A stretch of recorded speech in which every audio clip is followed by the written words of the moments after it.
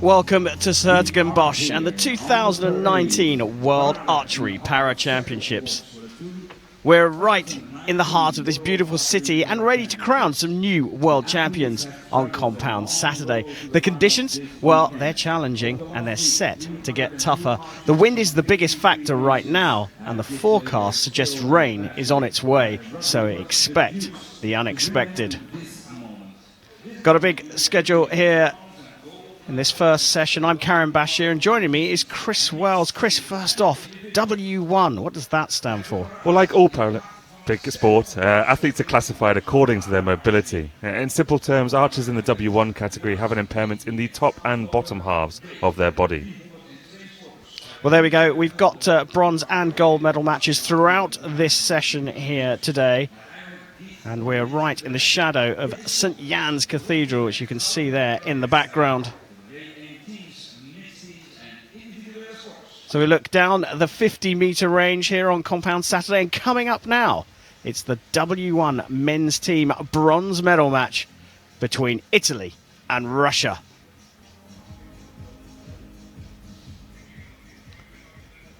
Let's take a look at how the teams got to this stage. Chris? Well, China really have had the best tournament of any team here in s-Hertogenbosch, and Russia as well. Russia made it all of the mixed team finals, but the Turkish beat Italy in the final to make this gold medal match. So Italy and Russia are waiting in the wings. Let's go down and welcome them to the range here in Den Bosch.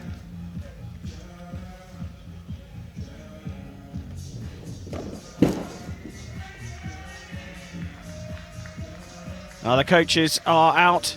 Please welcome the coaches and judges to the field of play. Hartelijk welkom voor de coaches en scheidsrechters op het finaleveld. They're just getting announced out to the crowd here.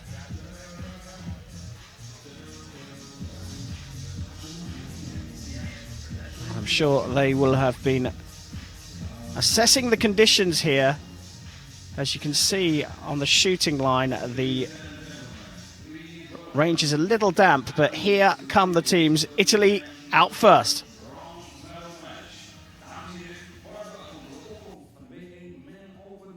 Bronzen medaillewedstrijd.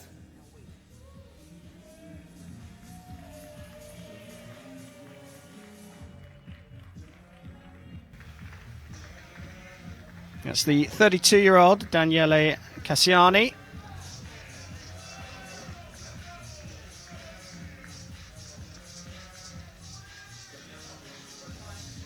And his two teammates, 35-year-old Salvatore Demetrico and the 36-year-old Gabriella Ferrandi.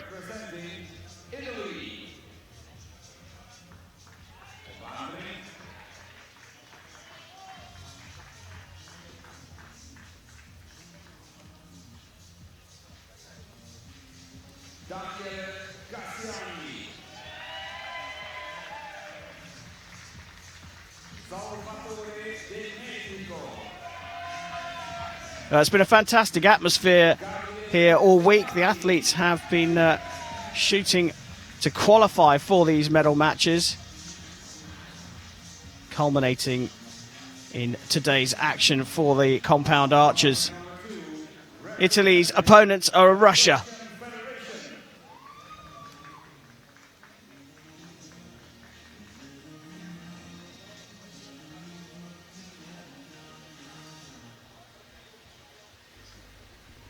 So it's 32-year-old Alexei Leonov, the 47-year-old Konstantin Donskoy, and the 35-year-old Alexander Dorofeyev. And you can see, unlike pedestrian archery, these guys in the wheelchairs, they're all going onto the line at the same time. They still have that kind of rule where they have to wait for the one archer to finish before they rotate and shoot their second arrow in the team, but it's done via hand signals and voices rather than going over the 1 meter line. And if you're new to the sport, Chris, how do you briefly explain the rules in team compound archery? It's very simple. There's 24 arrows in the team match. They shoot the 24 arrows, and whichever team has the highest score at the end of the match wins. Yeah, an end system. Target 1 shoots first. 6 arrows per end, 2 arrows per archer per end. And the interesting thing about this is how the scoring works, the cumulative nature of it. Yeah, they just top them up. In recurve archery, we have the set system where you win points each set, and that's what decides the fate of the match. This is simple addition. Yeah, going for a total of 240 points.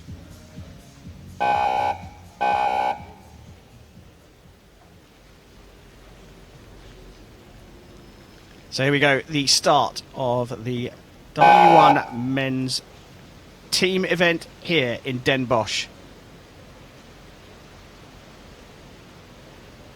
Russia to get us underway.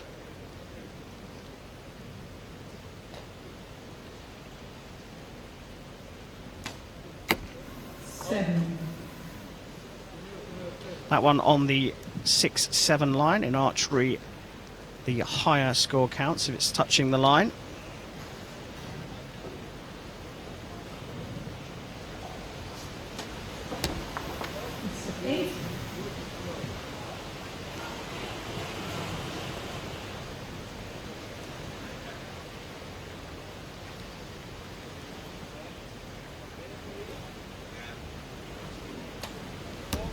And a 9. So a couple just to the right, and that one adjusting. Russia with a 24 out of a maximum 30 at the halfway point of their first 6 arrows. So we hand over to Italy. So you'll notice they're shooting the compound-sized target face, but it's including the black and white rings, which we normally don't have for compound archery. And that's because this W1 division is slightly different. They are shooting compound bows here, but they're actually permitted to shoot recurve bows as well.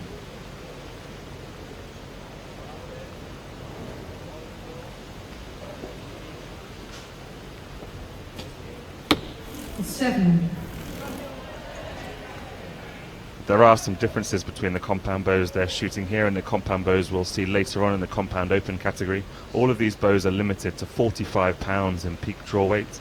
They're not allowed to use peep sights, and they're not allowed to use magnifying scopes on the end of those sights. Well, all square at the halfway stage in this first end. Chris, with the conditions as they are, and I think you can see the flowers on the range there blustering in the wind, how important is the communication between the athletes? Every arrow tells a story, where the wind's blowing from, how it landed, how it flew, and you know, there's 3 athletes on the line. They each need to learn from each story. So communicating is key in every team competition.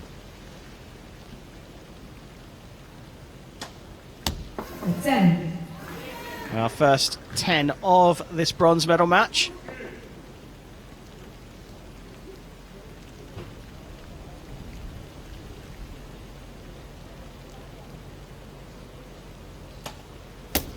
And another 8.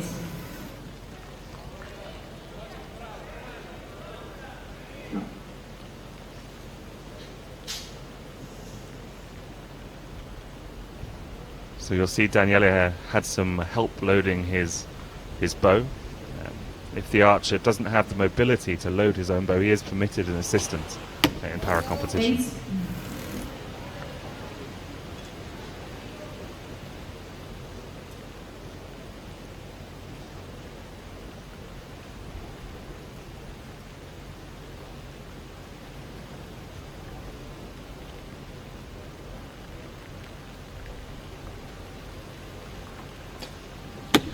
And 6.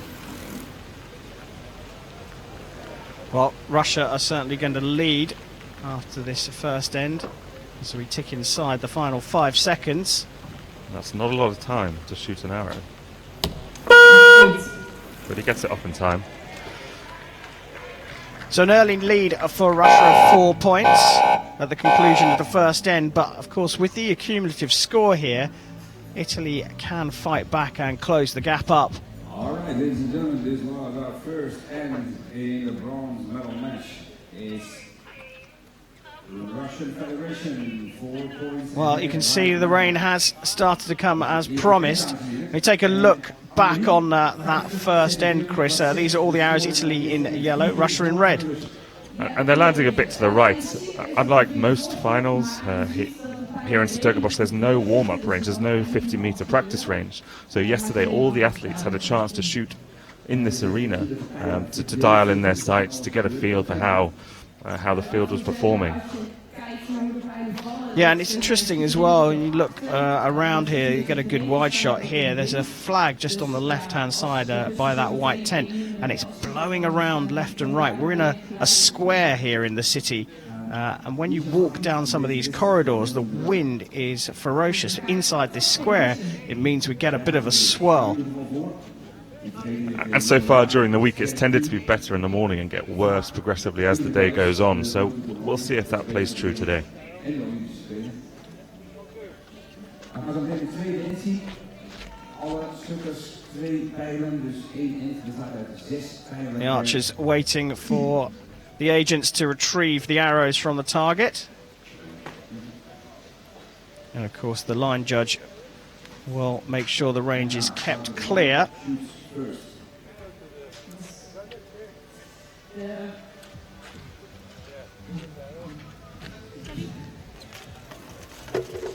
Well, Dorofeev looking very, very focused there.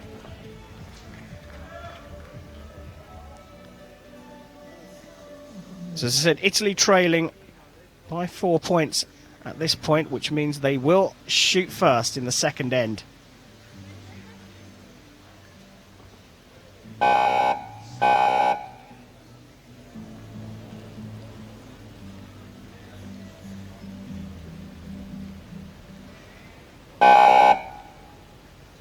So Italy trailing by 4 points to shoot first in the second end of this W1 men's team bronze medal match.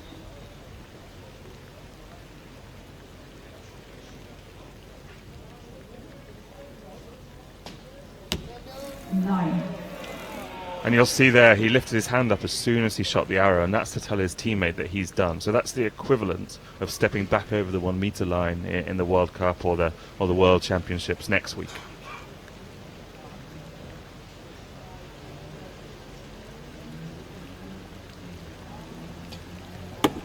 Six.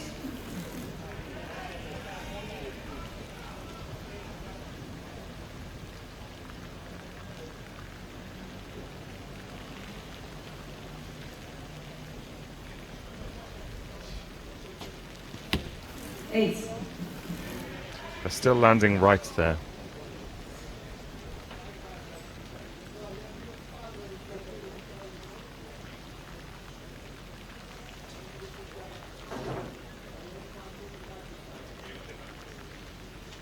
The Russians may sense an opportunity to widen the gap here. 10. And that is the best arrow so far.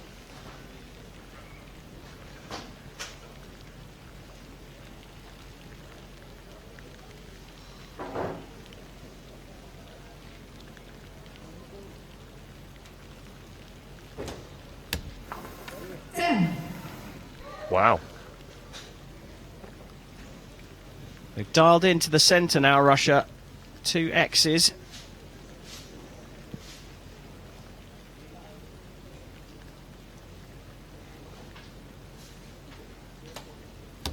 Nine. Well, that's really fantastic. Great start to this second end. Yeah, good grouping. That's what archers are looking for. All the arrows close together.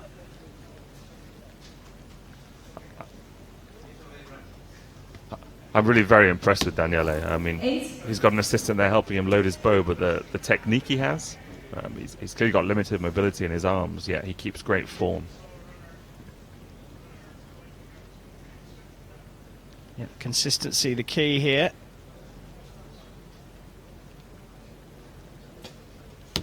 Nine. They haven't got any arrows to the left, and as a coach, as an archer, when you haven't got anything going to one side of the target, that's when you should be moving your sight to try and dial it in the middle. Yeah, and it looked like Ferrandi did just that then.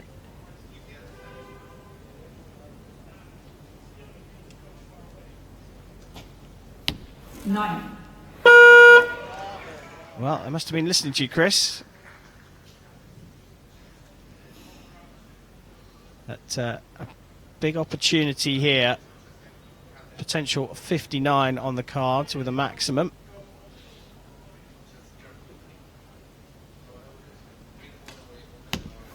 Ace.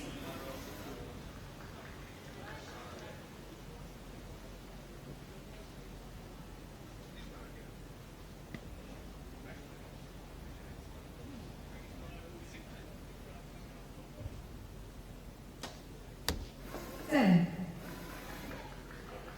Quite a lot of movement there in Donskoy's stabilizer. Just waited for the right moment to release. Konstantin really has been the best archer of this match so far. He's shot 3 10s and 1 8. 10. And a 10 to finish, and that is another 8-point lead for Russia just in that second end. And, well, the score tells the whole story there. Russia have a commanding lead at the halfway stage of this bronze medal match. 7/95 lead voor het team of the Russian Federation.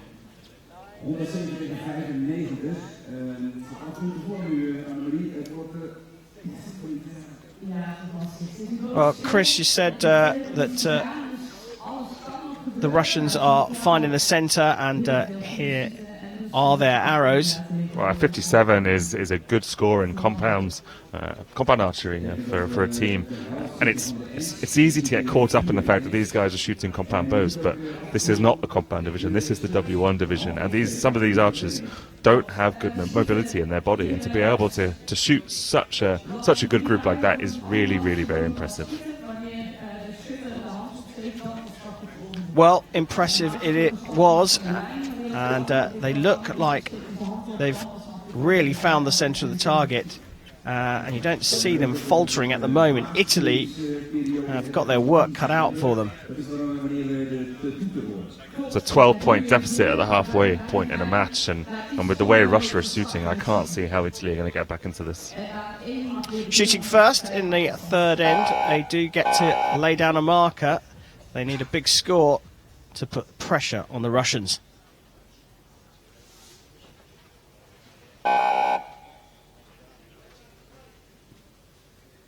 And you see the assistant there helping load the arrow.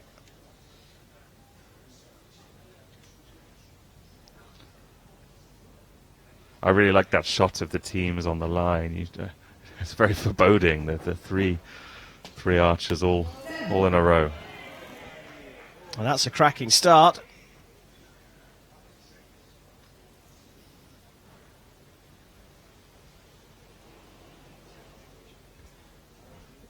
Note the strap that's around the waist there, around the wheelchair and around the waist, and that's that mobility in the top half of the body that we spoke about. That's helping keep the archer's body in place.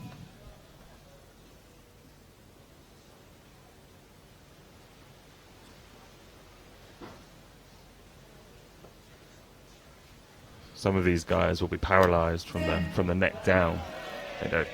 It's easy to say, but it's very difficult to appreciate how that must feel when you're trying to control a very, very precision piece of equipment.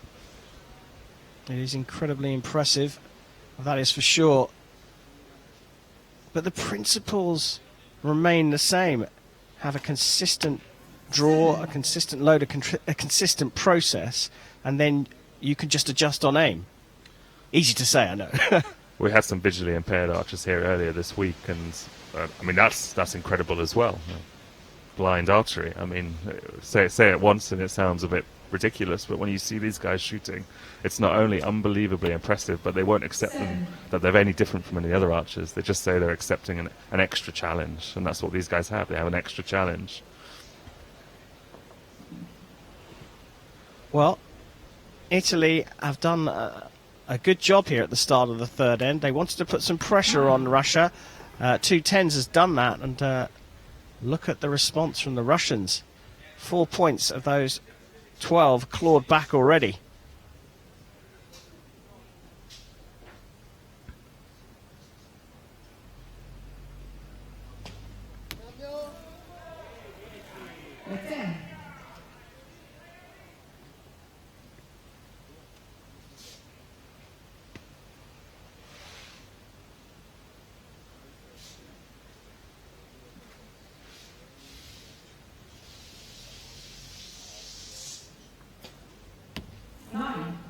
Well, of the three Italian archers, Ferrandi certainly has the longest process, but he's left his teammate 20-odd seconds to shoot the final arrow for Italy in this end.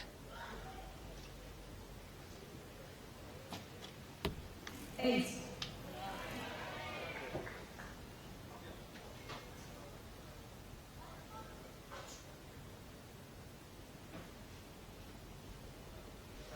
Possible maximum here of 53, so Italy have confirmed clawing back 1 point. 7. 4 points. Yeah, everything outside the 10 now is extra points for the Italians.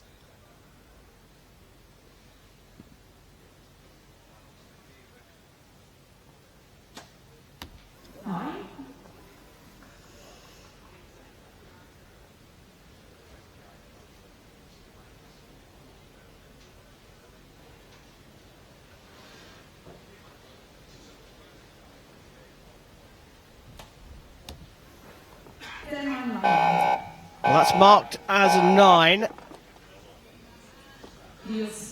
Might be touching the line, but look at that. Potentially 6 points clawed back from Italy.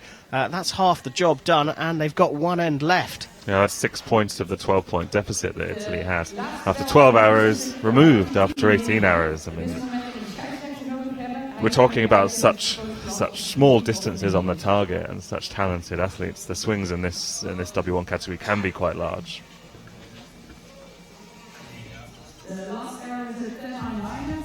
Looking a bit chilly out there on the line. It really is, isn't it? And they are getting wrapped up in between each end as the agents down at the target end collect the arrows from the previous end.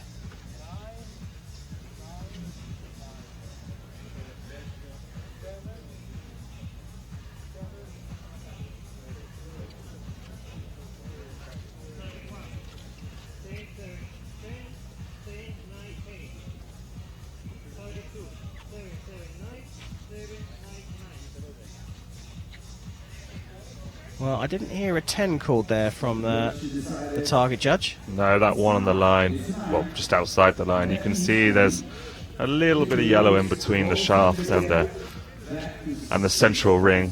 It just needs to touch that ring to be upgraded. Unfortunately, that one didn't. Well, unfortunately for Russia, I think the Italians will have other thoughts about that call. They're back within 6, having regained 6 points of the deficit in the third end. They still trail, so Italy will shoot first to start this fourth end.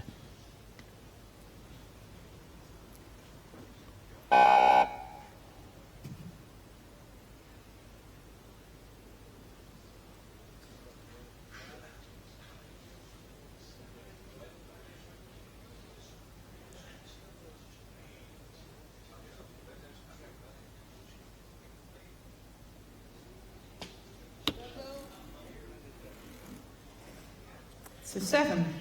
Arrow still landing right. You would have expected at this level the coach to really have pushed those guys over. If not in the middle, so at least you have some landing to the left.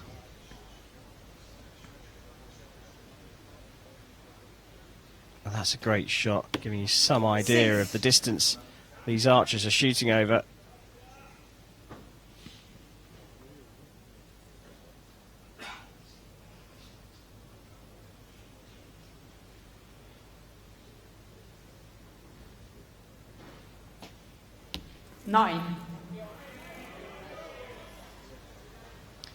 So, not quite as impressive as the beginning of the third end for Italy.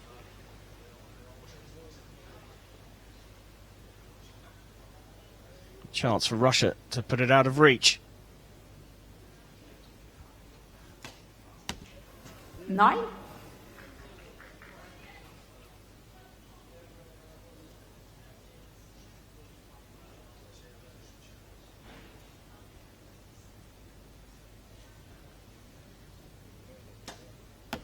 Seven.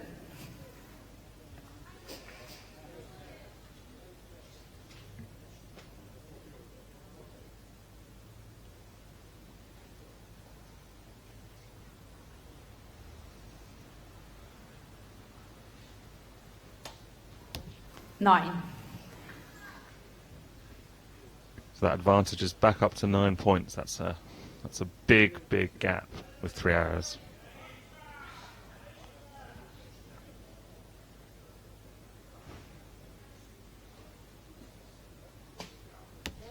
Nine. Well, all they can do is try and score as highly as they can to put the pressure on the Russians. But they'll know almost certainly this is perhaps too big a call. 7 A-liner. The arrows still have to be shot. I mean, don't count your chickens. Well, you can see the asterisk there as the 5th arrow will have to go to a measure. 10. And with a 17-point lead, Russia have 3 arrows. And, well, you've got to expect they'll do this.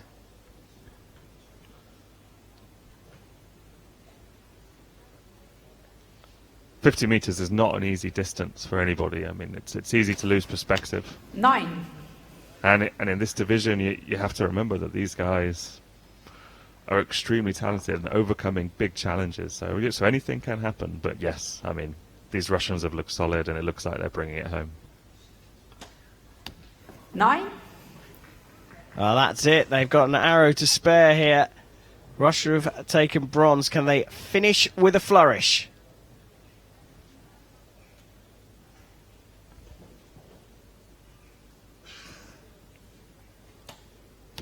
And a 9. Well, 3 9s to finish for the Russians. They, well, have a notional lead of 10 points to take the bronze medal. That's subject, of course, to the measure on the Italians' 5th arrow. But even if that does get marked up, Russia have taken the bronze here in Den Bosch. I was particularly impressed with Konstantin Donskoy. He was the middle archer in that Russian rotation, and he really was the most solid.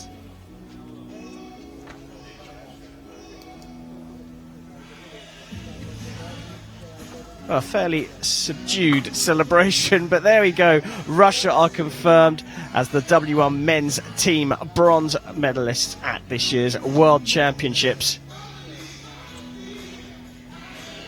You can forgive them. It is quite early in the morning, Karen. That's an early start here in Den Bosch, but I think they might be quite happy they've got this one out of the way. Rain is on the forecast.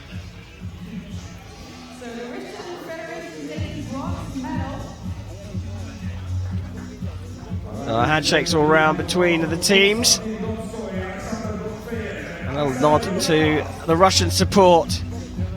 Alexei Leonov, Konstantin Donskoy and Alexander Dorofeyev are the World Championship bronze medalists in W1 men's team here in Holland.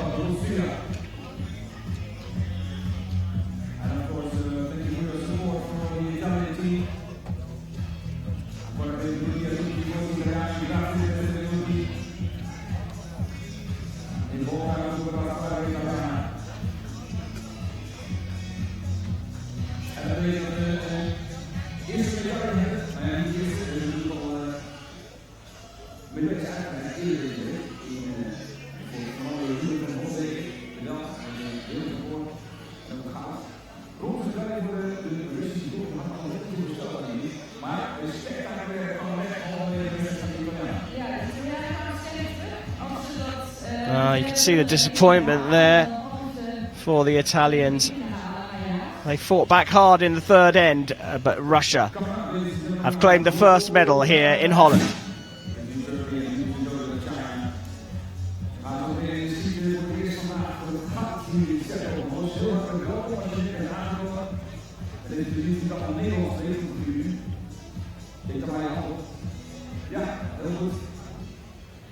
Coming up now, it's time for the gold medal match here on Compound Saturday in the W1 men's team event. This for the first world title here at the Para Championships of 2019, and it's Turkey versus China.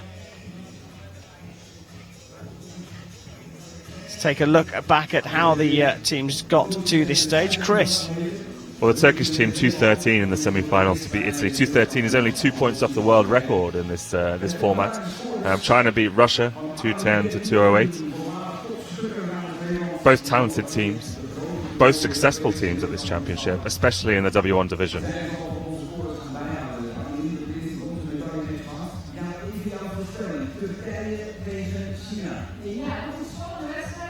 Well, as Chris said, world title of 2:15 nearly got by the Turkish team. In fact, it's been a championships of world records, Chris.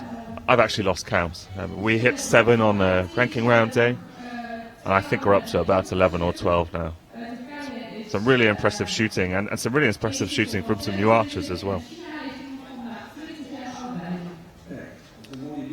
Well, we talked about the conditions here, and you can see the windsock at the moment actually blowing fairly steadily. It has been swirling around a bit.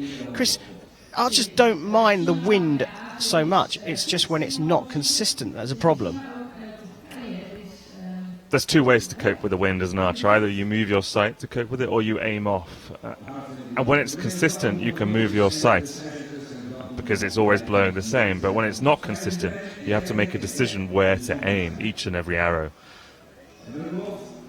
That could be quite frustrating. Yeah, I'm sure it is, isn't it? And you don't really know what's going on, but it's down to these guys to help the athletes. These are the coaches and the line judge coming out onto the field of play. It's almost a little glimpse of the sun coming out here for the start of this gold medal match.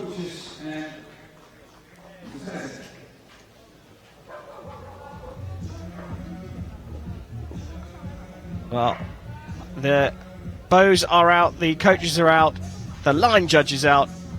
All that remains are the 2 teams.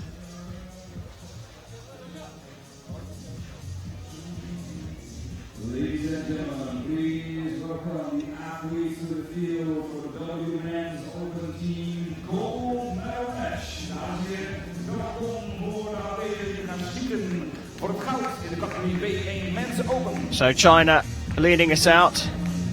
Tianjin Zhang is just 20 years old, with teammate Li Ji, who's 25, and the 32-year-old Han Guifei.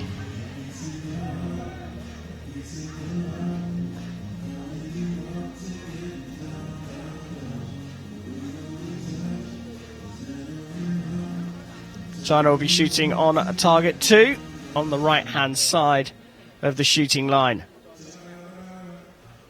On target number 2, representing the People's Republic of China, Han Guifei, Li Ji, Tianjin Zhang.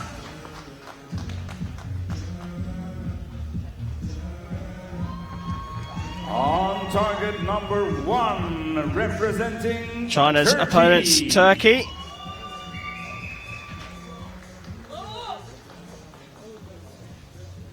All with their woolly hats on. Bartin Hegemegu, Naki Yenye, and Yegit Kana Aydin. Bahasim was the top seed in the individual competition, and Turkey were the top seeds in the team event, largely thanks to his big score on this ranking round field. He had a 12-point lead over anybody else in the division. Yeah, combined score of 1969 for these 3 through the ranking round. For China, ranked number 2, 1957. This is by no means in the bag for Turkey. No, we saw in the bronze medal match how swings could be so large on this finals field. One bad arrow can mean anything. In terms of accolades, Turkey certainly have that. Yenye and Aydin were part of the team that won the gold medal at the last World Championships in 2017. The Turkish para team and the Chinese para team are some of the larger delegations here. They've really invested a lot in this side of the sport. So it's time to go for gold, and it's China on target 2 who will shoot first. 9.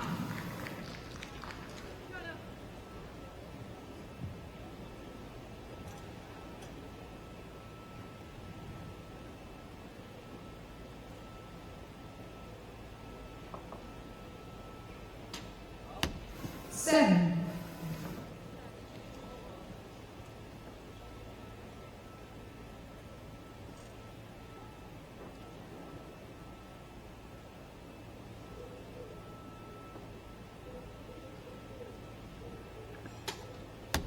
Eight. That was Li Ji there with the 8 to finish. You can see he has 3 straps around his waist. Now the straps, they are specified by their classification, so they can't just wear whatever they want. It's about leveling the playing field and make it the same for everybody. 10. Well, that is a great first arrow from Turkey.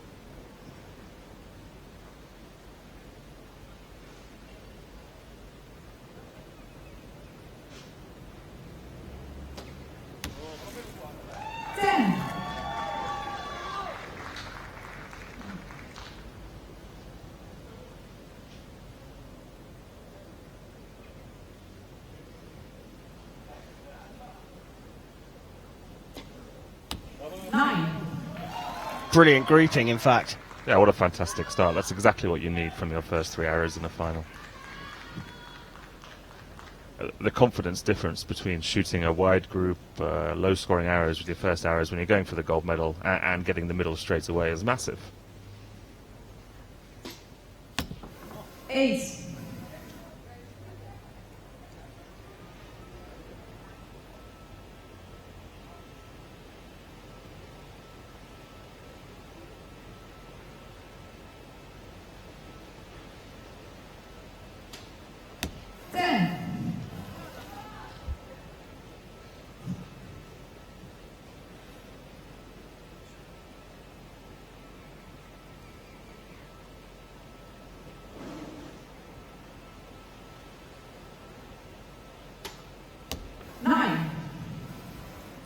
Well, China certainly starting to find the middle, and in a process-driven sport where all the athletes shoot so consistently high, confidence and the mind is a big factor. And coaches' estimations will change, but it's around 80% mental, well, a lot of people say. 9. Well, this isn't a really impressive start from Turkey.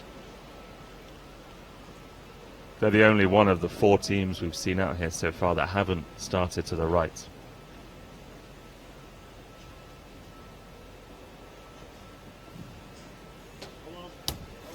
Nine.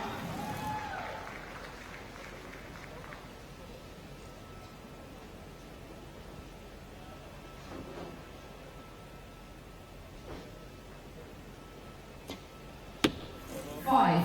Well, Nasi Yenye pulling one to the right there. You could see he was unhappy about that. And what could have been a massive lead is just 1 after the first end. And there was a starred arrow on the Chinese side, so that could be upgraded and we could be level. After such a fantastic start, 1 arrow can make all the difference.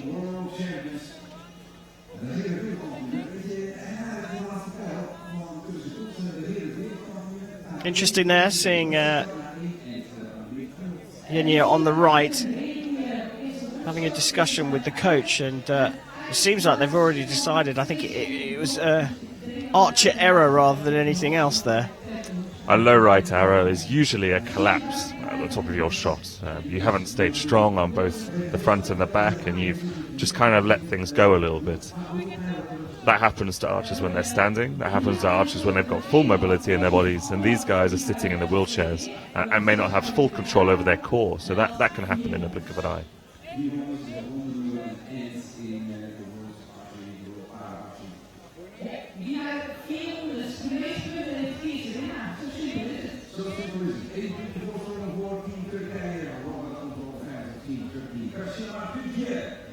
We're just waiting for that second arrow from China, the 7-star, to be confirmed as either a 7 or be marked up to an 8.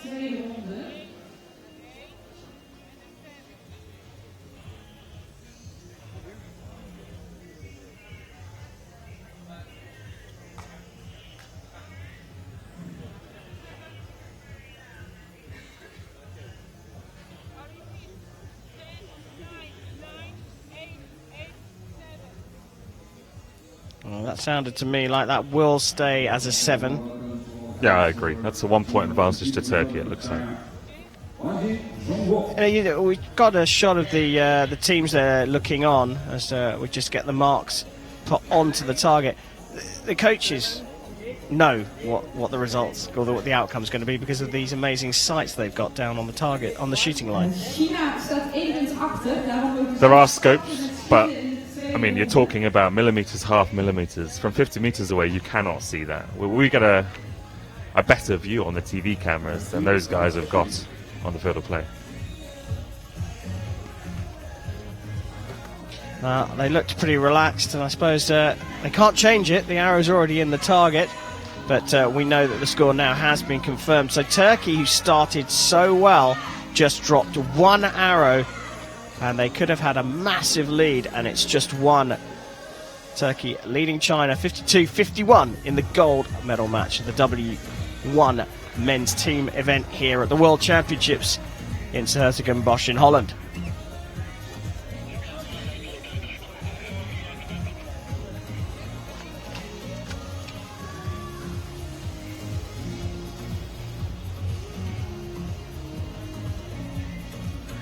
You can see the detail on the fletchings, the veins on the arrows. You can see the number of each arrow, and that'll be to identify each shaft. So if one arrow goes bad and it's not archer arrow, that can be identified and taken out of the quiver and not shot again. I wonder if they've chosen that colour for any reason. We are in the Netherlands. So second end of this gold medal match. Turkey leading by 1, so China will shoot first.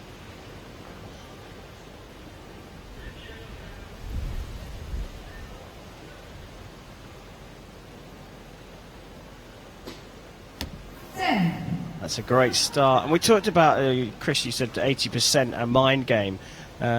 These guys train, practice very hard, and they try and repeat the same process over and over again. With Turkey leading so well after their first 5 arrows, dropping that one arrow at the end will give China some confidence that they're still in the match, a bit of a few moment. But equally, Turkey perhaps are thinking, well, it's just one mistake. If we get back into the middle, we should have this match. There's a long way to go in these cumulative score 24 arrow matches.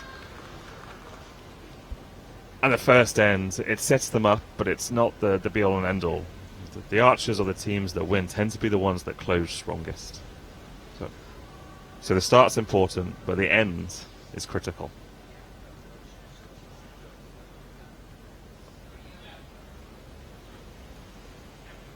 A good target set from China.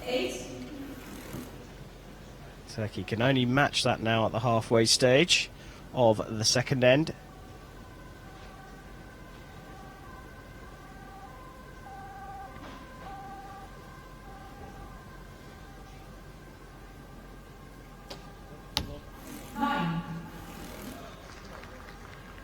So like some of the other teams were all to the right, Turkey is all low. And when you're all in one side of the target, you need to move your sight. Well, another low one there. So with what will they change on the vertical? Is that all about aiming just a tiny bit higher? No, up and down. I don't think any archers aim off for vertical changes, except if you've got a tailwind or a wind coming head on. But the wind at the moment doesn't seem that strong to me. So that's about giving the side a couple of clicks and just moving those arrows up in the target face.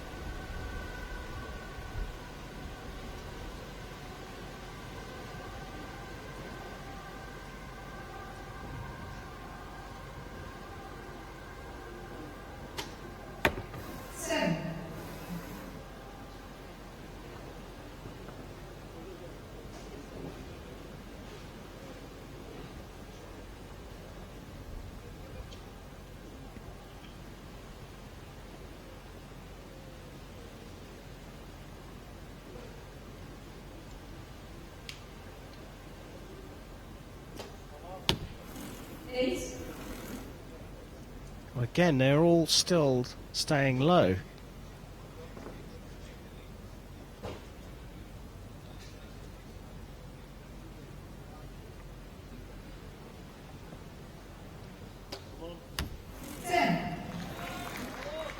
Back in the middle, but that's not a solution. When I see a high one, I'll be comfortable with where this team is aiming. Well, it was Yenye here who dropped the arrow at the end of the first. Scored a solid 8 there to finish off. And he didn't have a lot of time to shoot it as well, though. The clock was down to 2 seconds. Well, despite that solid finish from Yenye this time and a sigh of relief from him, China have snatched the lead from trailing by 1, and that fourth arrow is due a measure, could be marked up to a 9. This isn't the level that either of these teams are shooting in the eliminations, but you have to remember this is a very, very different situation. It's only in the finals that the teams alternate. During the elimination matches, in the earlier stages of the competition, they're just shooting their arrows at the same time.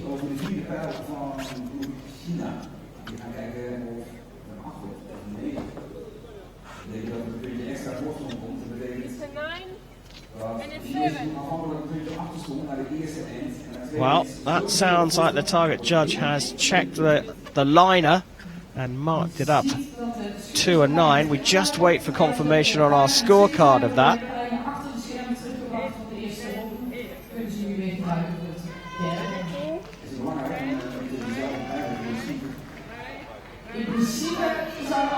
And there we go, there is confirmation. China were trailing by 1 after the first end, have had a 3-point swing to lead by 2 at the halfway stage. But as we saw in the first end of that match, if someone hits a 5, that lead could evaporate.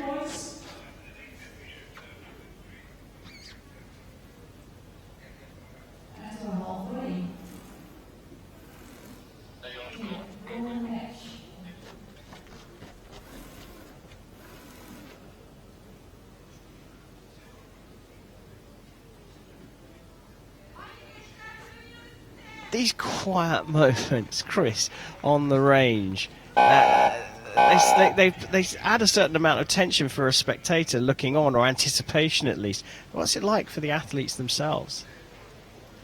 Para archery doesn't have the same international competition circuit that the World Cup or the World Championships do, that the able-bodied divisions have.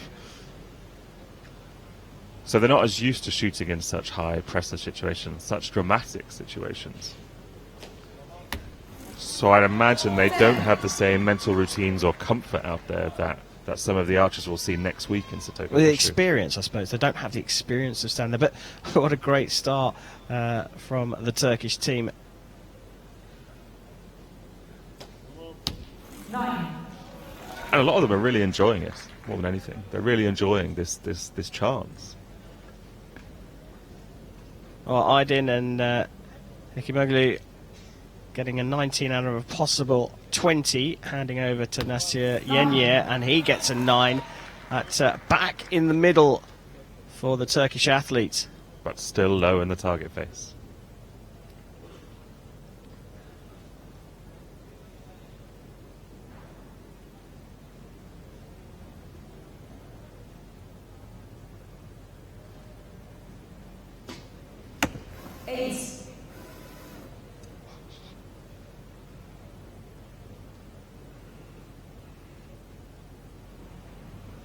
Chanjin Yang here.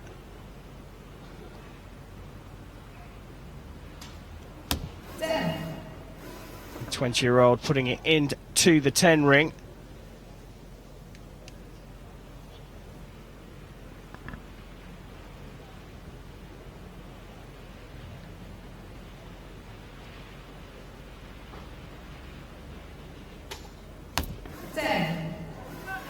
Brilliant response from China here. This one has started to get very hot indeed.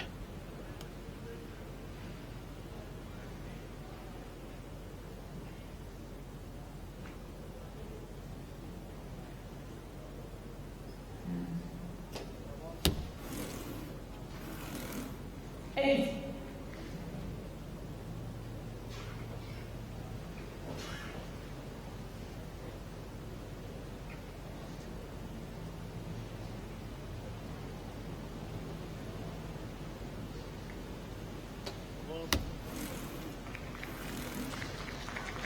Hekimolu there having one on the line. It's marked as a 10 at the moment.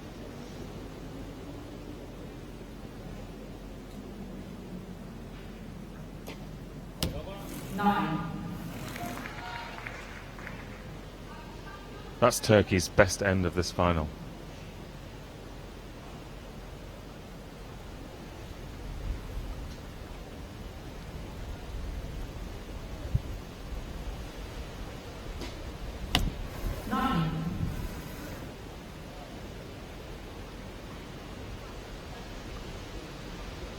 These shots here really do give you a good idea of what the archers are facing.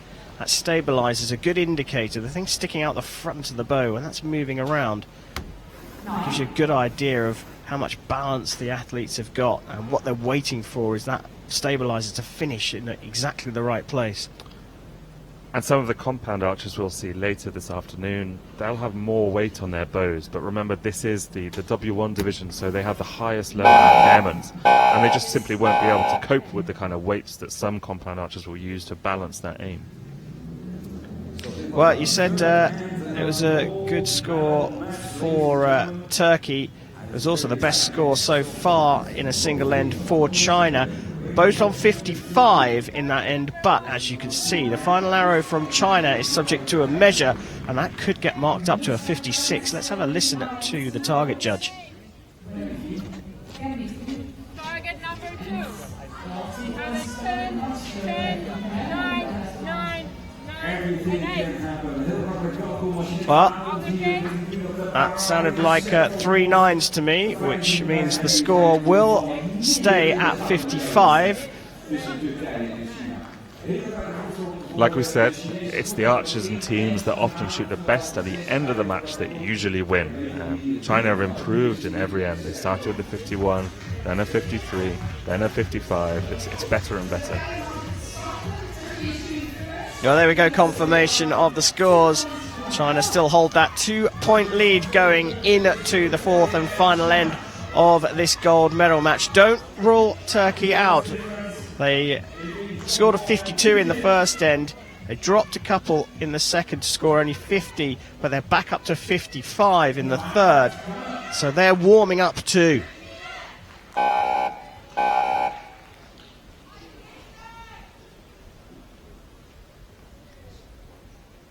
Turkey to shoot first here in this all-important fourth end. It's a gold medal match here in the W1 men's team event on compound Saturday here in s-Hertogenbosch. Turkey trailing by 2, need to put the pressure on right now.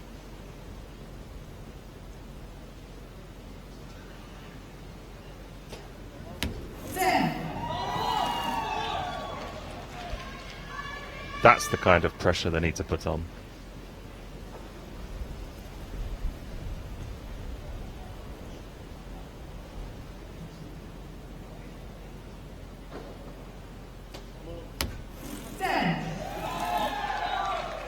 Well, Hekimolu there scoring a second 10 for Turkey.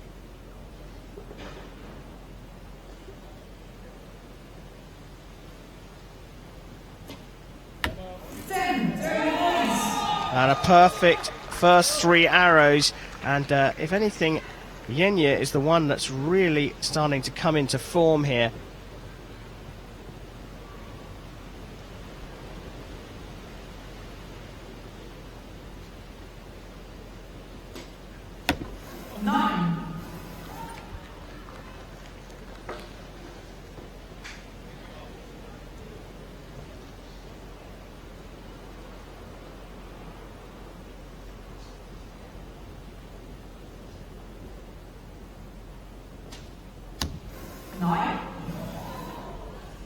Well, 2 9s, but they both look very, very close to that line.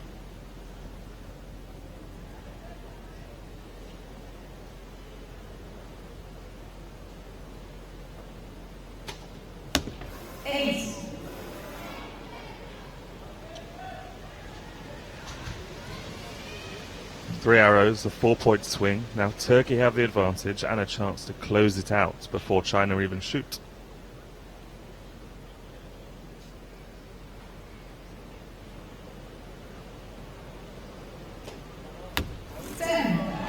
Well, this is mighty impressive from Turkey.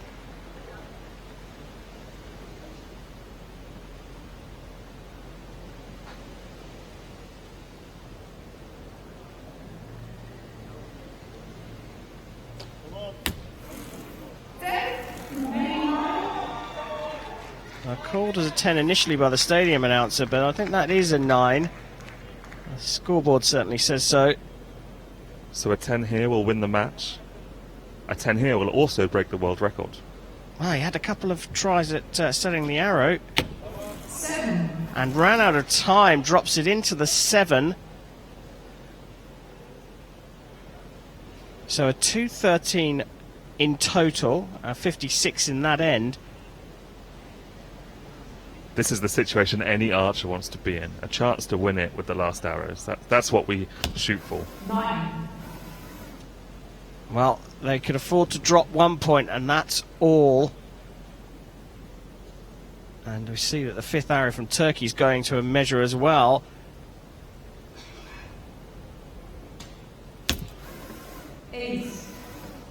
And this one is now right in the balance. A 10 here to level the score, and then we go to a measure for the Turkish 5th arrow.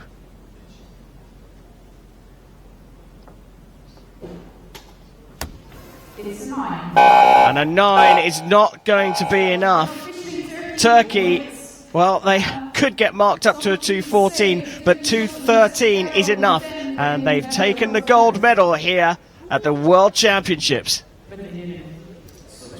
And really very well deserved as well. Bahattin Hekimoglu, the top seed in the individual competition, he really led that team. He had the best arrows of the match, he had the best scores. And it was a great performance. Yeah, really good performance. There's Nasi Yenye. He dropped some points in the first 2 ends, but he came good in the second half of the match. The measure is being done, but I think you can see from the celebrations both in the Turkish side of the shooting line and in the crowd of the Turkish fans. Turkey have taken gold here in the World Archery Para Championships of 2019 in the men's W1 team event. The last 2 ends, Turkey scored a 55 and a 56. 111, that really is world-class shooting. Do that twice for a full match, and that's well and above the world record of the W1 team event. Well, celebrations there from the Turkish team. As Chris said, well deserved, great shooting throughout, and they just got better and better, and they are now the world champions.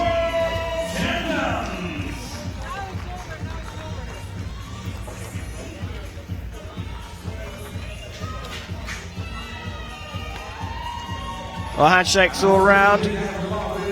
Silver medal goes to the Chinese team of Han Gufei, Li Ji and Tianjin Zhang, but it's the gold medal and the world championship title for Yigit Aydin, Bahattin Hekimoglu and Nasi Yenye of Turkey.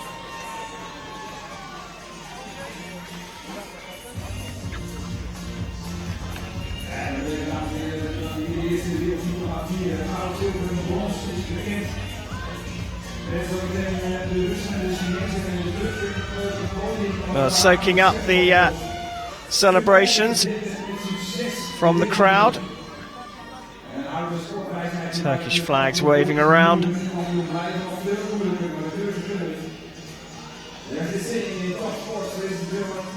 Becoming a champion is really difficult. Staying the champion is even more difficult, but 13 years, 2 times in a row. They were world champions in 2017, and they are the world champions here. They set over for 2019. Once again, a big round of applause for Team Turkey Cricket.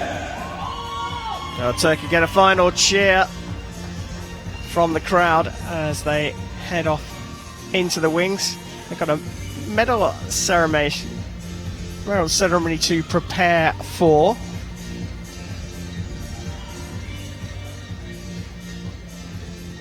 Well, you said Turkey got better and better. 4 10s in that final end, Chris.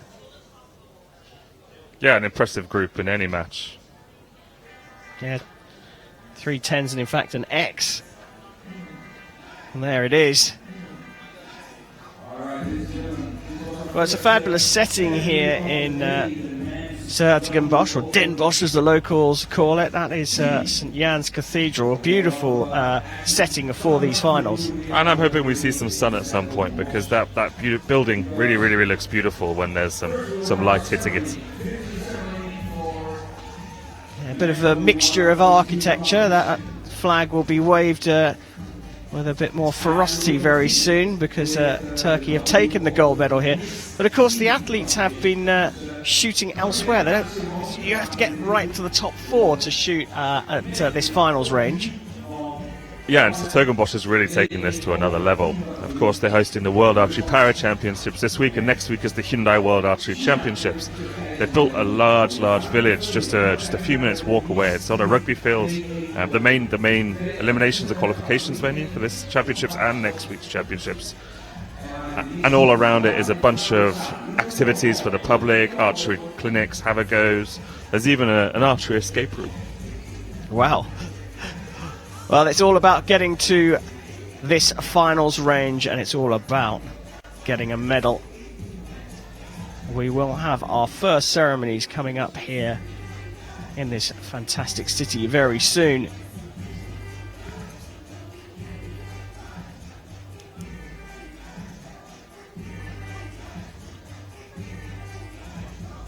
Well, there's been a music festival all this week. You can see, in fact, a stage on the right-hand side of the range. The atmosphere has certainly been lively, and now it's time for the heat and the volume to go up just that little bit more as we welcome the athletes back out onto the field of play for the medal ceremony. Twee personen en een man en een vrouw. Dat is iets, samen met korfbal, een van de weinige sporten waarbij mixed geschoten wordt. Is nog niet heel lang een onderdeel. En volgens mij zelfs voor het eerst op de Olympische Spelen. Well, the stadium announcer has told everyone what's happening, both in English and Dutch, that this is the medals for the W1 men's team compound event here at the 2019 World Archery Para Championships. W Open Team Competition. Dames en heren, de medailleceremonie voor de categorie heren W1 Open Teams.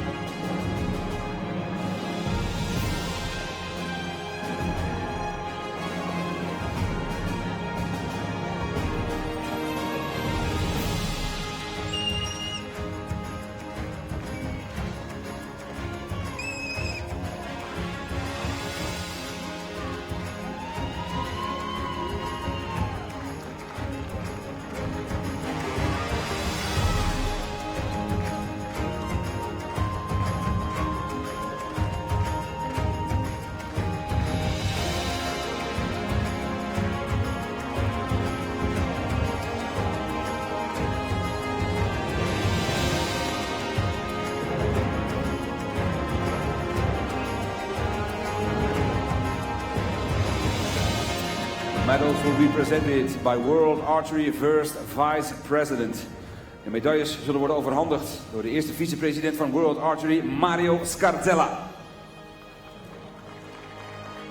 And the gifts will be presented by the Dutch Archery Federation Secretary General. De cadeaus zullen worden overhandigd door de algemeen directeur van de Nederlandse Handboogbond, Arnoud Strijbis.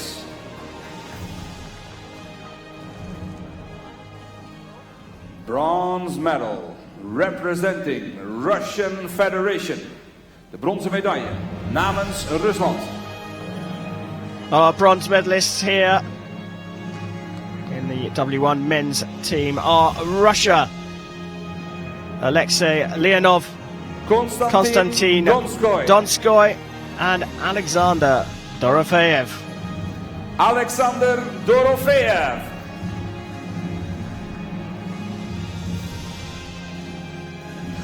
Alexei Donskoy Leonov. and Dorofeev add the bronze medal in 2019 to the team medals that they won in 2017, where they took the silver medal. Alexei Leonov with his first World Championship medal.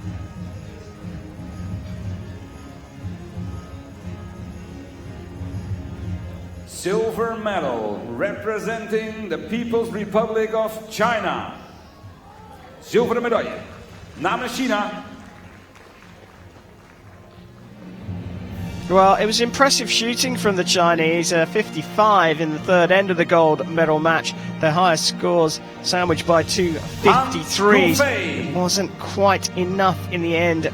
They take the silver medal by just a single point in that gold medal match. It's Qian Jing Zhang, the 20-year-old on the left, along with Li Ji, who's 25, and the elder statesman on the right, 32-year-old Han Gufei.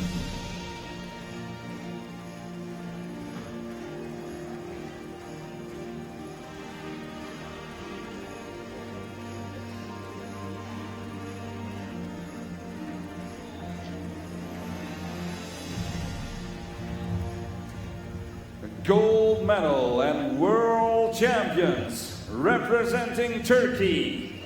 Gouden medaille. Well, they had a mini wobble in the second end, scoring just 50 out of a potential 60 on the 50-meter range. For them, by their very high standards, that was a wobble. They recovered with a 55 and a 56 in the third and fourth ends to take the gold. Yigit Caner Aydin. Yigit Aydin, Bahatin Ekimoyu, and Nasir Yenye there collecting his gold medal. Turkey are the 2019 world champions.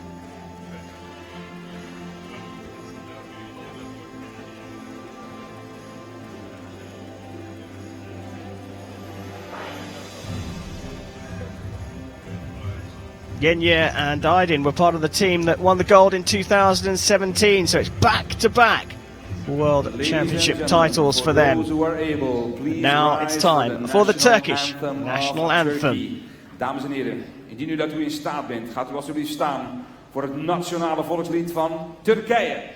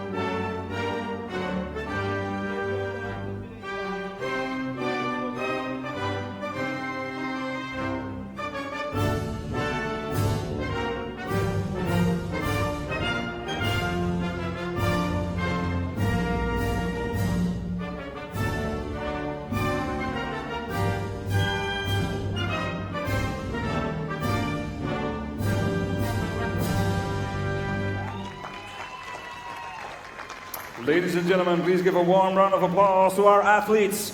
Dames en heren, nog één keer een heel hard Den Bosch applaus voor onze top 3 atleten.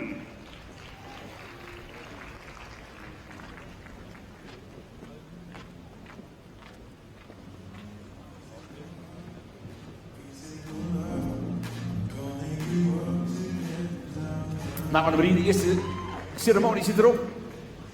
Prachtig decor natuurlijk met de Sint-Jan op de achtergrond.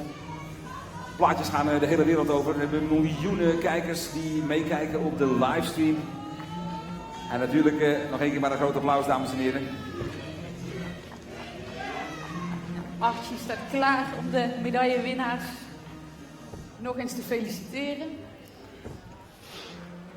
All right, ladies and gentlemen, you also see our mascot here congratulating our top 3 teams. Please welcome to Archie.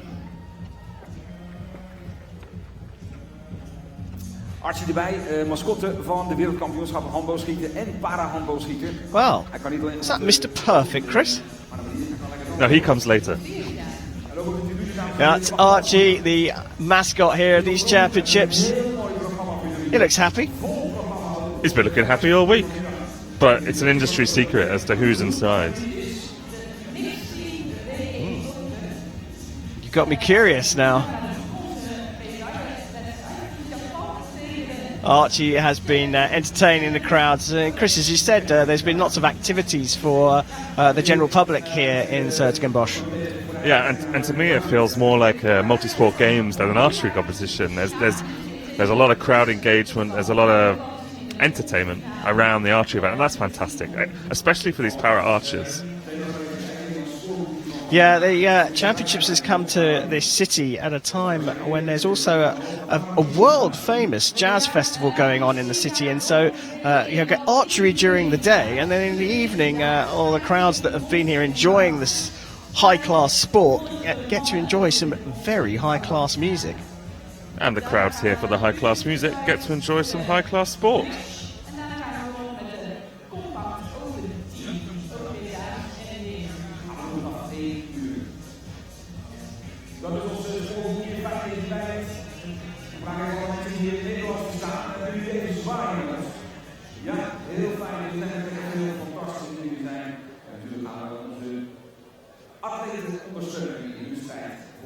Well, there is our line judge.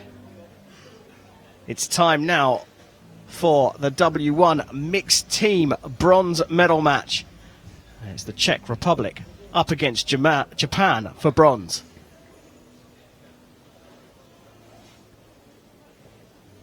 Let's take a look at how the teams got to this stage. Czech Republic beat Korea in the quarterfinals before losing out to China. Japan, well, they beat Italy in the quarterfinals, but they lost out to Russia. Hugely encouraging for Japan. Obviously, Japan will host the Tokyo 2020 Paralympic Games next year. And that'll be a fantastic opportunity for these para archers to perform in front of a home crowd if they're at the level.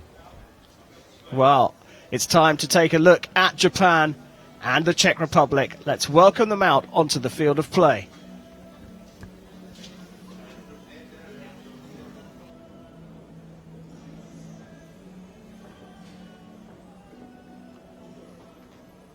Ladies and gentlemen, please welcome the athletes to the field of the W Open Mixed Team Bronze Medal Match.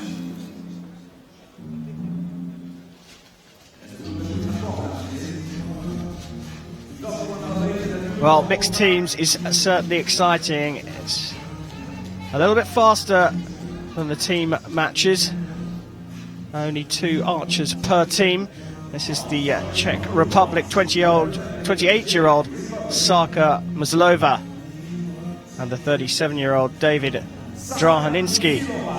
Drahaninski was the Paralympic champion in Beijing in 2008. He is one of my favourite para archers. He is a fantastic shooter, and I'm looking forward to seeing him perform today.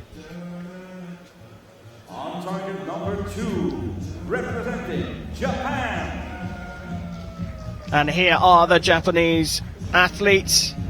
33-year-old Aiko Akazaki and the 58-year-old Naka Noshitsugu.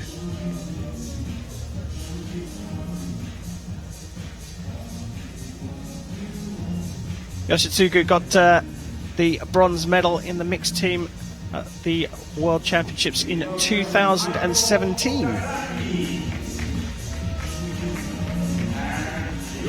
And Aiko, like Sarka on the Czech side, is left-handed. So both the female archers in these mixed teams are left-handed. Yeah, it makes for an interesting lineup because the Japanese archers are facing each other. Well, here we go. Japanese archers on the right facing each other, and the Czech archers are back-to-back. Personal preference, there's nothing specified in the rules. I guess it's what they're comfortable with.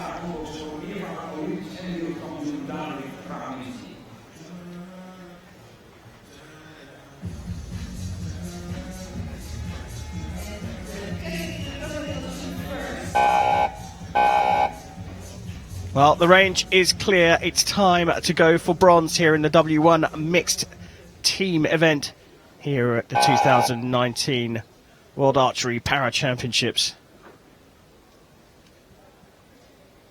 The Czech Republic will get us underway with Sarka Muzilova.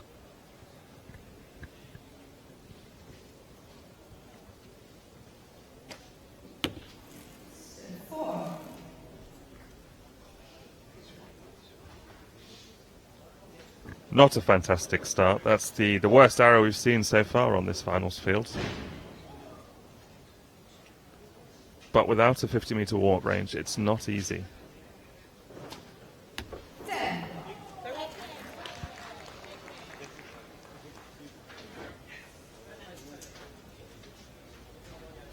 Well, you can see the two Czech archers having a little discussion about those two arrows. A great 10 recovery from Drahanitsky. Japan start with a 7.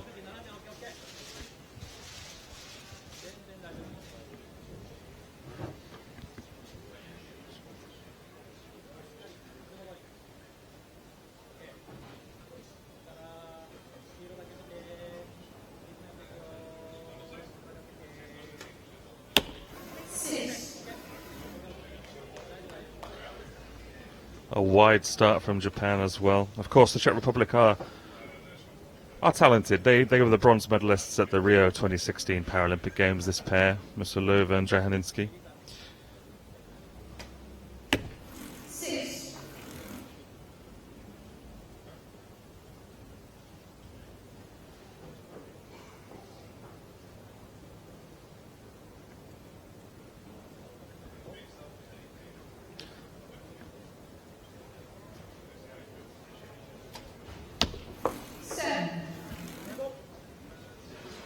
Oh, widespread there for the Czech Republic.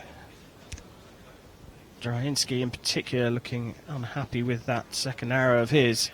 He is the world record holder in the division, but he didn't have the best ranking round here in s-Hertogenbosch, and he will go for individual bronze. It's just not quite what he wanted.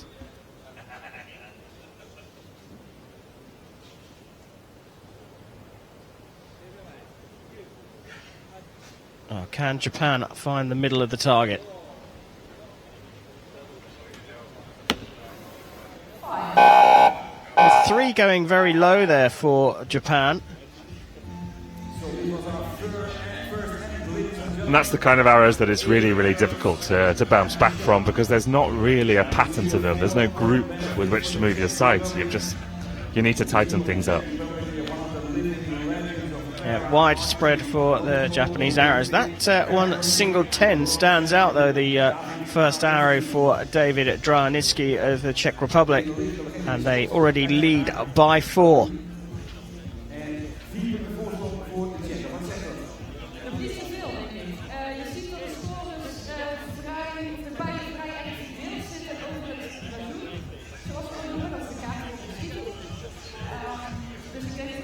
Drahaninski is very strapped into his chair, so I know when he's trying to shoot, he's not very stable. He shakes quite a lot if he doesn't get strapped into his wheelchair, and that's why he's permitted to have that kind of cross strap across his torso. Well, a lot of discussion between the two Czech Republic teammates. If anything, they've probably got more obvious corrections to be made. You can see the holes left by the Japanese archers, 3 low and then 1 up and to the right. And as Chris said, there's no obvious pattern for them to correct. And we don't know if the sight was moved to that one on the right, that's kind of the right height. But if they were all low, then you'd know you need to move your sight. With that one high right, if they were on the same sight mark, then really it's difficult. It's difficult to know what to do. And the wind has dropped right off here, so that's not really playing a massive factor at the moment. There's some rustling in the trees, but it's nothing that'll cause arrows to move too much. And more importantly, it's not buffeting the archers, and that's when it really gets frustrating, when you're actually having to deal with wind on your body. Well, there you see the sock. And I suppose what's interesting about that is it's blustering for a little bit, there's a gust, and then it just dies off, just like that. Blustering's a strong word to use in this situation.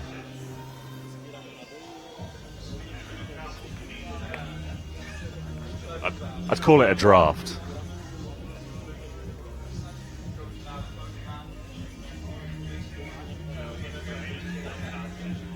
Doesn't have to be fast to be gusty.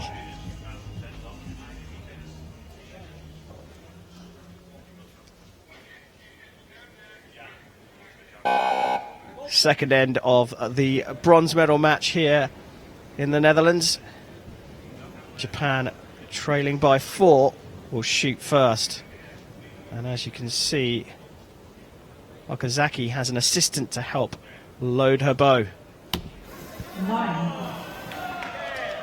That's much, much better from Japan. That's a relief, I would say.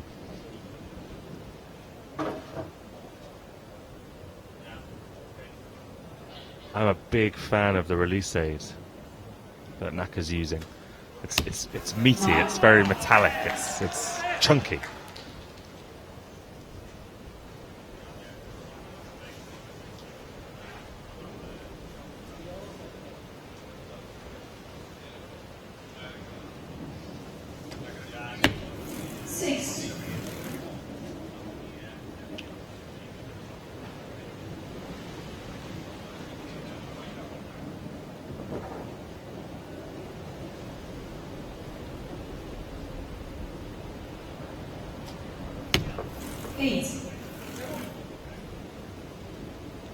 Musilova's first arrow landed in almost an identical spot to one of our arrows in the first ends. It's not the ideal spot, but it suggests consistency.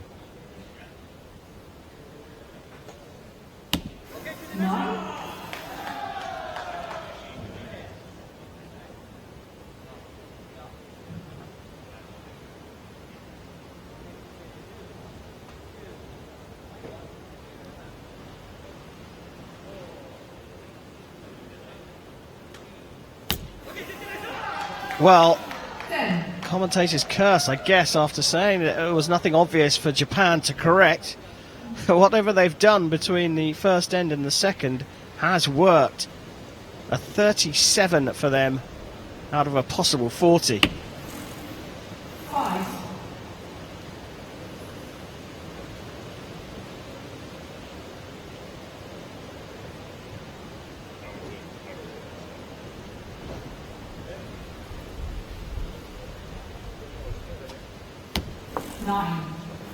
Well, finding the yellow part of the target right at the end there, Draniski. But 37 playing 28, and this match has turned right around. Japan now leading by 5. Yeah, and Musilova will have to find the middle a bit quicker if they want to have a chance of getting back in this match, Czech Republic. She's the difference here. Well, let's take a look at the arrows in that end. Czech Republic in yellow, Japan in red. Yeah, Japan's are much more in the middle. When you're in the middle, you win matches. Simple as that. Yeah, and a good grouping at the bottom 3 there. The bottom 3 arrows are 9, 9 and 10. Very consistent shooting from Japan, and a much wider group for the yellow arrows. Yeah, and that's 6 to the left and 5 to the right of both Musilovas. She needs to split the difference. Well, halfway stage of this bronze medal match. It is Japan who have turned things around. They lead by 60 points to 55. And they shot a 37 in the second end.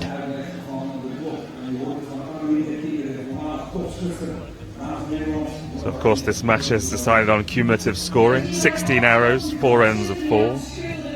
Highest score wins the match. Maximum points available are 160.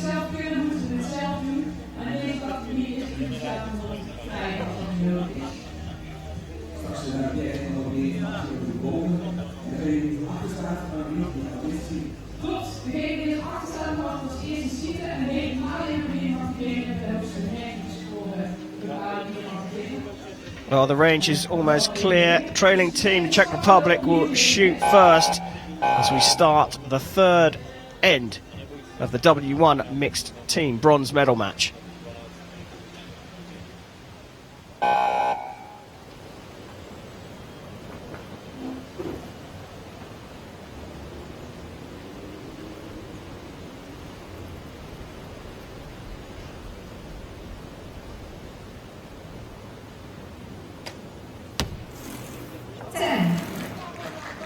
Well, she shot 21 out of a possible 40 maximum points, Musilova. Now she finds the middle.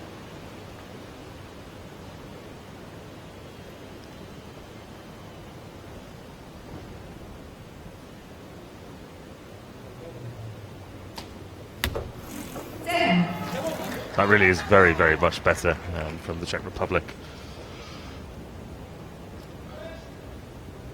It often doesn't matter how you start a match as long as you finish it well, finish strong.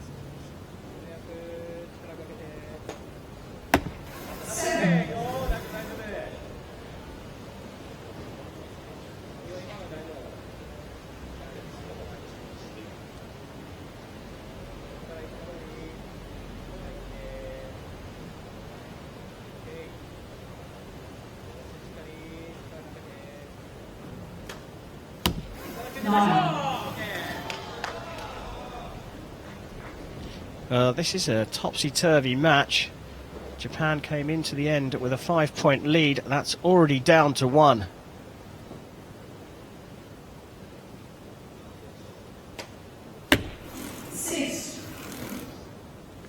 That's Musilova's third arrow in the same spot out to the left in the 6. There must be something she's doing consistently that's putting the arrow there, which suggests she probably knows about it and she's trying to stop doing it.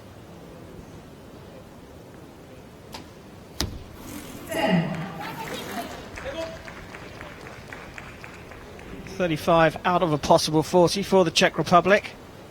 Fist bump between the athletes. That last arrow will be subject to a measure.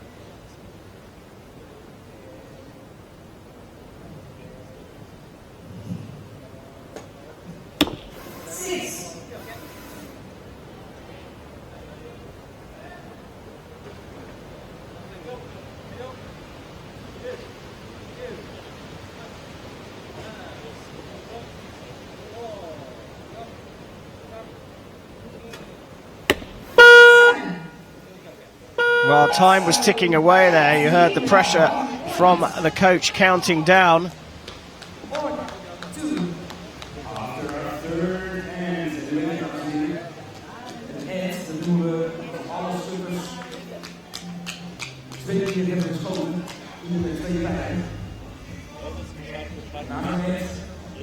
The Czech Republic had the lead after the first end, and Japan had the lead after the second end, and it looks like we're back to the Czech Republic having the lead after the third end. Yeah, it's a question of whether that 9 gets marked up to a 10, whether it's a 1-point lead or a 2-point lead, but this one has swung around. You look at the Japanese scores through the ends, a 23, and then that second end of a 37, followed by a 29. Archers look for consistency. They're not going to be happy with that at all. No, this isn't the best they've shot this week. This isn't the best we've seen out of W1 athletes. But, you know, again, this isn't a familiar stage to them. Being in a finals event at a World Championship only happens every 2 years, and if they make it. Yeah, well, we can see here that 9 has been marked up as a 10, so 3 10s and a 6 for the Czech Republic in that third end, and they lead this bronze medal match by 2 points.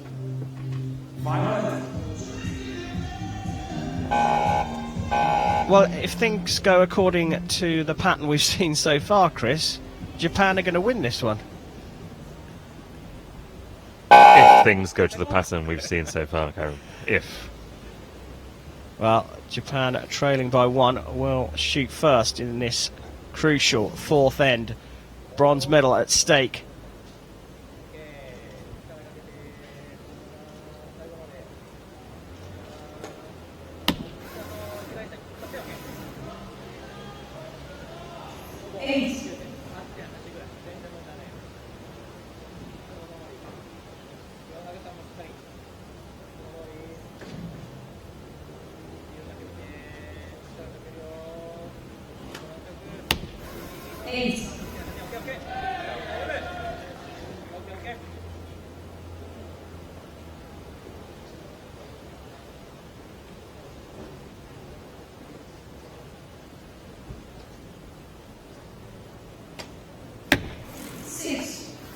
Another one over on that left-hand side.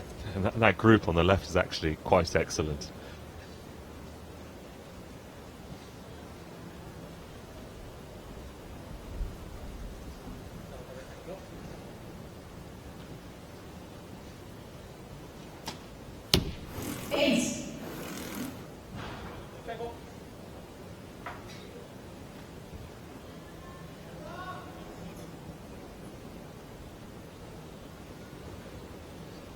So, notionally, the scores are tied up. So, this has come down to just 4 arrows. 2 for Japan, the first one in the 10. And they will be followed by 2 for the Czech Republic. 10 when it matters. That's the most important thing. The 10 when it matters. Well, another 10 now will give the Czech Republic some serious pressure. Again, time ticking away there, and the pressure coming on at Tanaka.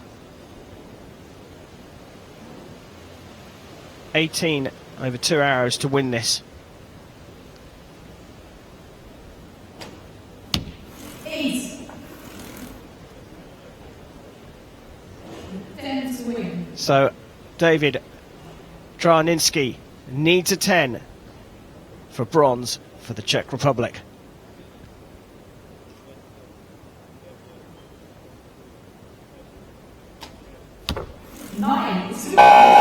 Well, not quite enough, but it is a 9, and that means the scores are all level, and we will go to a tiebreaker. Chris, first time today we've got to the end of regulation time, and the scores are all level. So what happens now to settle this match? So each archer will shoot a single arrow, alternating. One team, one the other team, and back and forth. The total of those 2 arrows, the highest total, will win the match, and if they're tied on total points, then it'll be the closest arrow to the middle of the target. So a mini end, sort of. Half an end.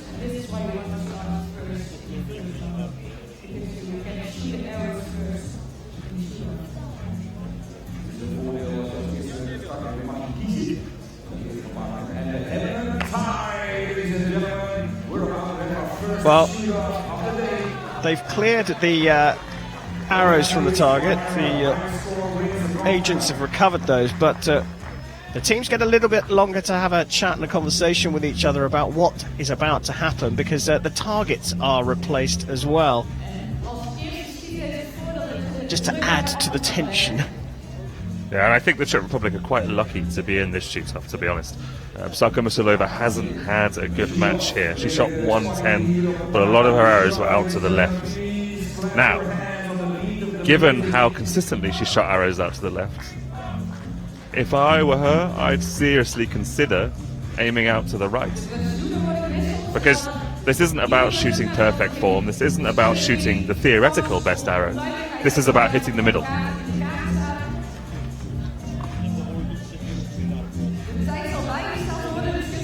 Now, my memory's not what it used to be, but I believe Japan shot first at the beginning of the match. Your memory might be better than mine.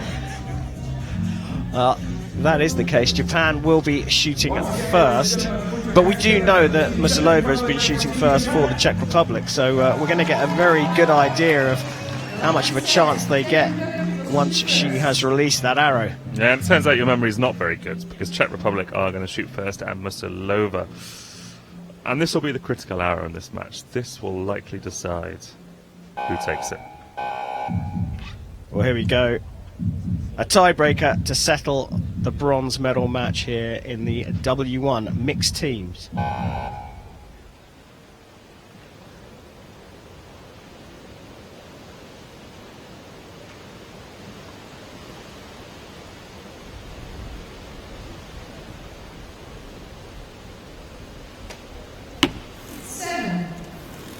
Well, out to the left again, but it is in the red ring. A 7 for Musilova. So we switch over to Okazaki for Japan to shoot their first arrow.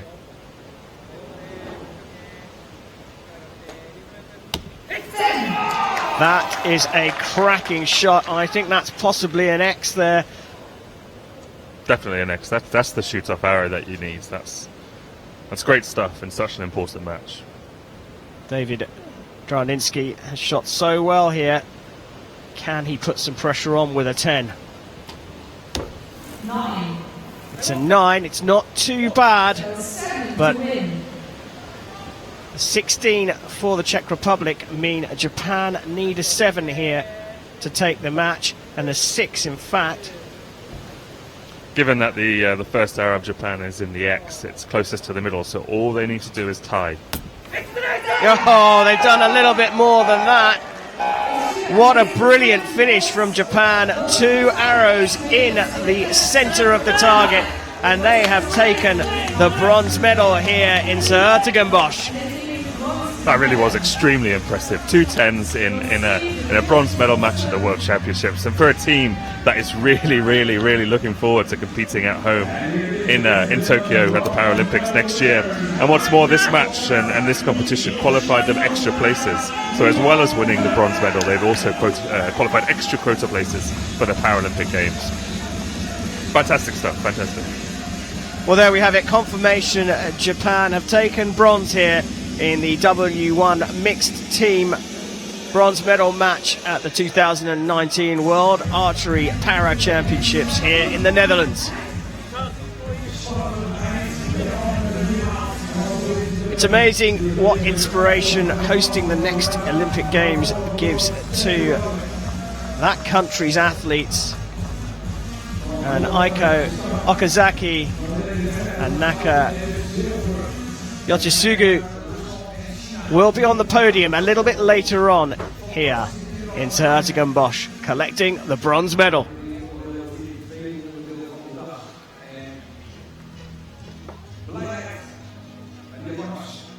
Well, when the pressure was on, this is what Japan were able to deliver. Well, in fact, we look back at some of the arrows in that final end, but the 2 10s from Japan in that shoot-off were quite incredible when the pressure was on.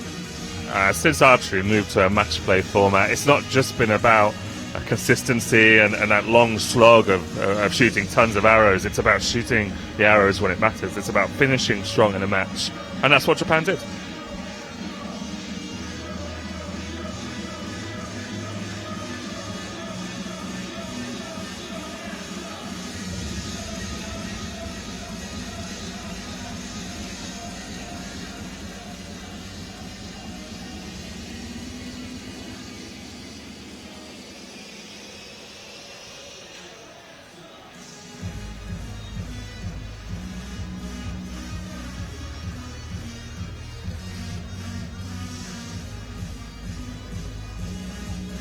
Well, we're talking about the Olympics. What a fitting hat that young lady's wearing.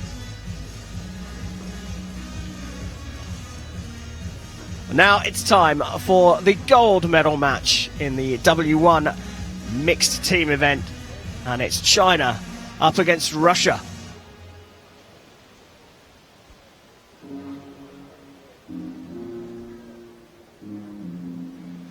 Well, here we take a look at how the teams got here. China took out the USA 134-120 in the quarterfinals, followed by the Czech Republic 140-138 in a tight contest. Russia took out Great Britain 134-121, and then Japan 137-129. So it's China versus Russia for gold here in Den Bosch.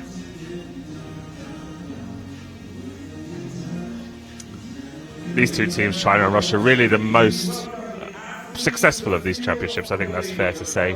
Also, two of the biggest teams. And both national anthems we'll be hearing quite often over these 2 days of finals.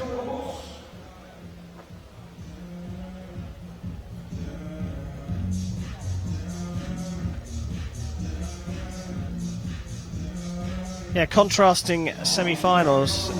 Russia coming through Japan quite comfortably, 137-129, but it was a really tight one between China and the Czech Republic. And 140 plays 138. Yeah, and that's the kind of level we'll expect to see in this final, I would say. Czech Republic didn't shoot up to their level in that bronze medal match. I hope that both China and Russia give us a good show here in the gold final. Well, here is China, the 36-year-old Liu Jing and the 20-year-old Zhang Tianjin, up against Russia, 39-year-old Elena Krutova, along with her teammate, the 32-year-old Alexei Leonov. And Russia beat Great Britain early in the eliminations. Great Britain were the world champions in Beijing in 2017. Looking to inherit that title here is this Russian pair.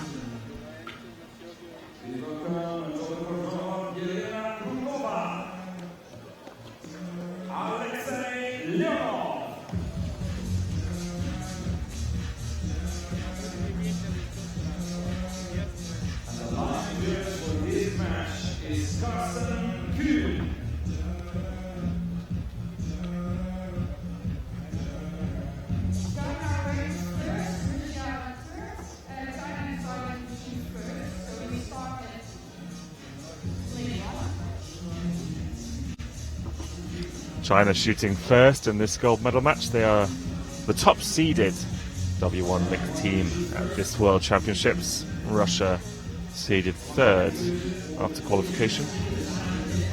Yeah, China shooting a 12.86, Russia a 12.53 through the ranking round.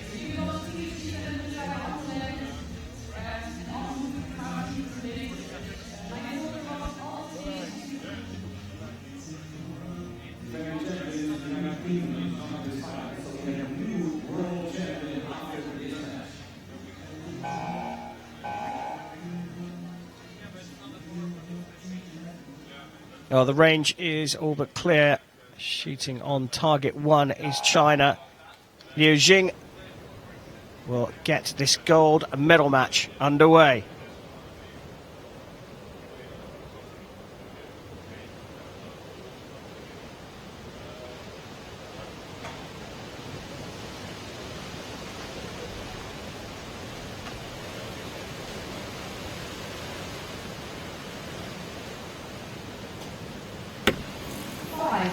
Well, don't let that 5 mislead you. A massive gust of wind came through the target area just as she was loading the bow there. 8.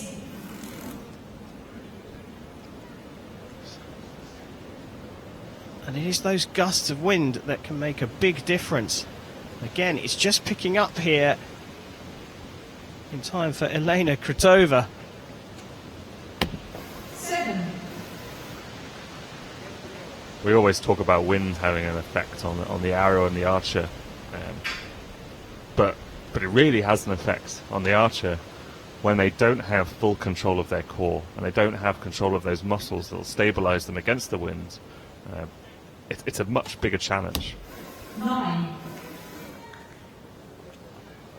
Yeah, well, despite the 5 at the start for China, they only trail by 3 at the halfway stage of the first end. And you've got to say, it was this young lady here who faced the worst of the wind conditions. Her stabilizer moving around all over the place for her first arrow. 8. That is much more like it.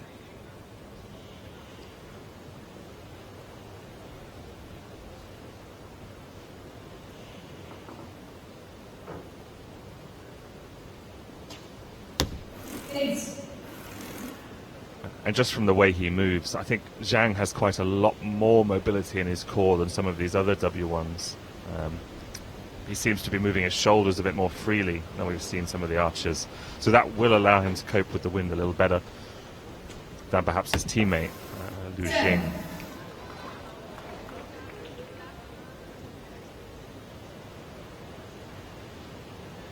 You can see Leonov there. He's very sort of back into his chair, and that suggests he hasn't got that core mobility, core stability. Well, despite that, Russia notionally lead by 4 points after the first end, but that third arrow, the 9 asterisks, is subject to a measure. Target number 1, 8, 5. Wat zegt dat na die eerste end? 4 of 5 punten Target number 2. Having a left-handed archer in these mixed teams so they can look at each other is quite nice, isn't it? It's, Voor Nederland de Jong Oranje vertegenwoordigt Nederland op de grote toernooien. Meervoudig nationaal kampioen. It's a 9, 9. 8 Looks like that Yes. questionable arrow has been marked as a 9.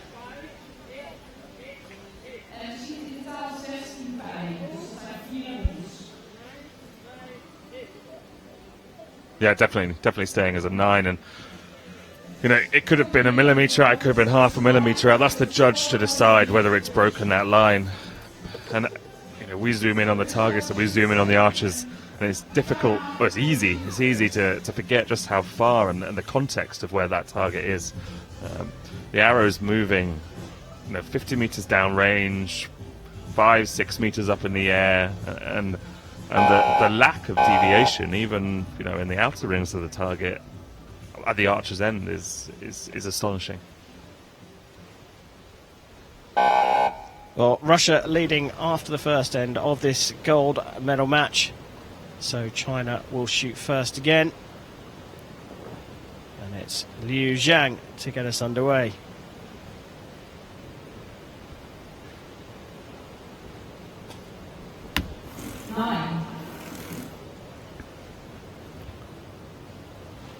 Very stationary shot.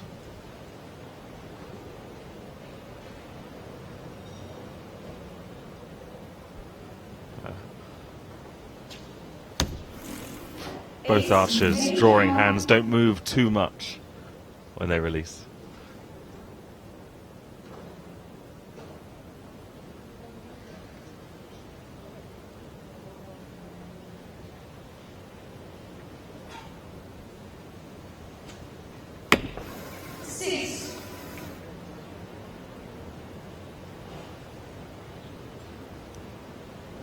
Worst arrow so far from the Russians. 8.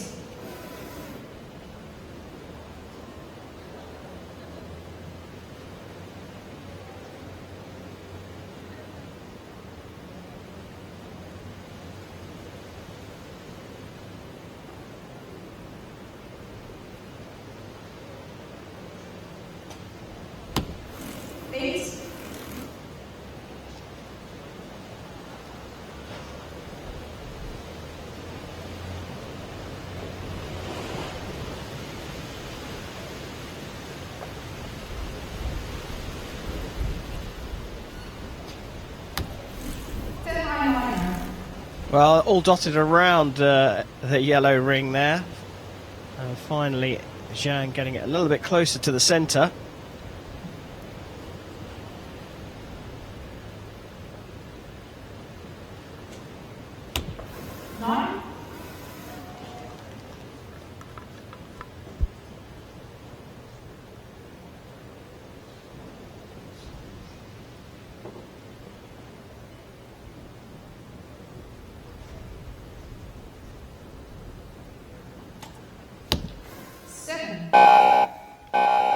Well, not quite enough to draw a level, but Russia are back within 1. So China is leading with 1 point.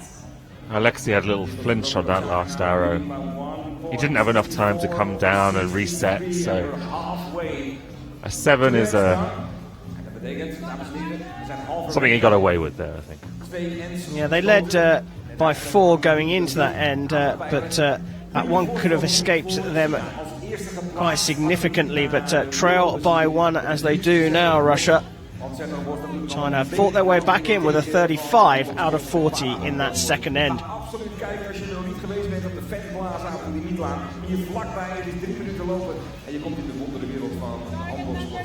Hier in het hart van de 8 arrows from each team shot. We'll get to 16 before this match is over.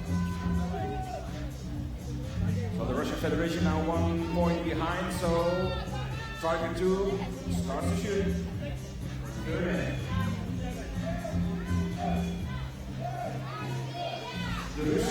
As Chris is mentioning, a left and right-handed archer on the Russian team, which means they face each other, which means they get to do something we see quite often on the range, the fist bump.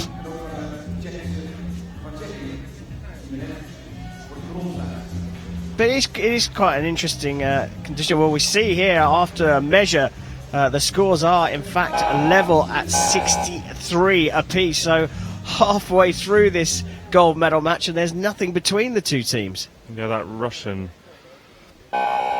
middle arrow, it looked like it caught the bottom of the 10, but it hadn't. There you go, a mark down to put the score level.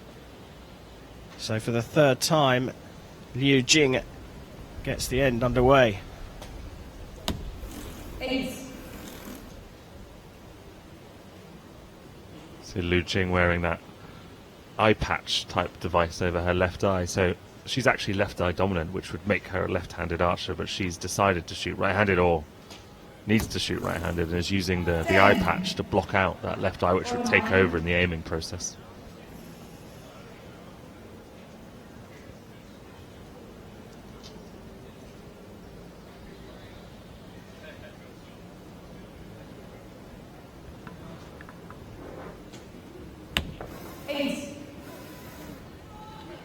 Or maybe she just doesn't want to face her teammate in the mixed team event, you know.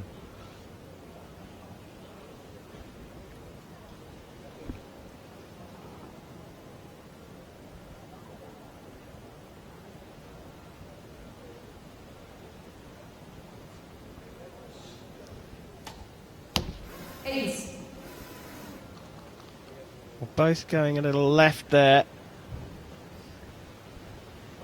We see that second arrow going to a measure for China. We get a closer look at the cover over the glasses for Liu. It looks like it flips up, so she can easily remove it as she's shooting.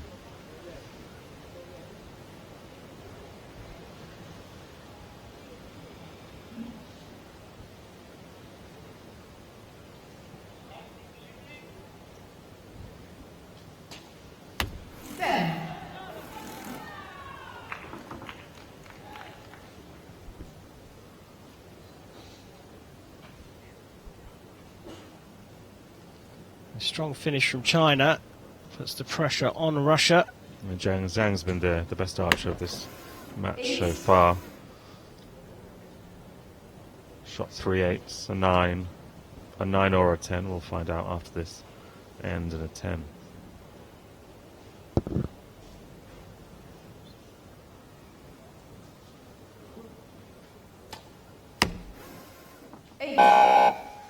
Well, 2 left to start with for Russia, and then 2 over to the right. A solid score of 32, but potentially China get marked up to a 36, subject to a measure that Chris alluded to.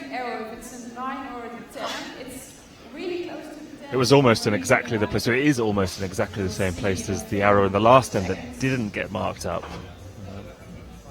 I think the arrow holes have merged into one. Hopefully this one's a little bit closer to the middle and cuts that line.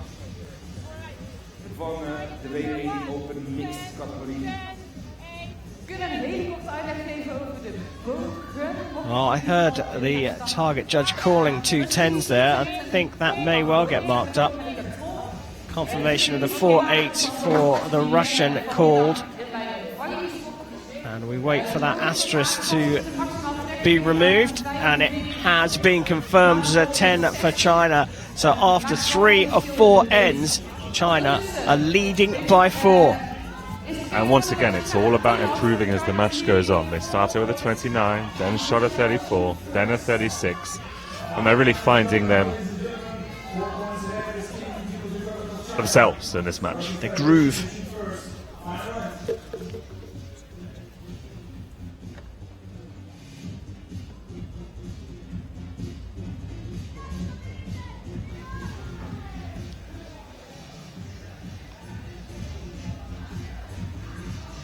Well, Russia have been up and down. A 33, a 30 and a 32 leaves them trailing by 4 to an ever-improving Chinese team.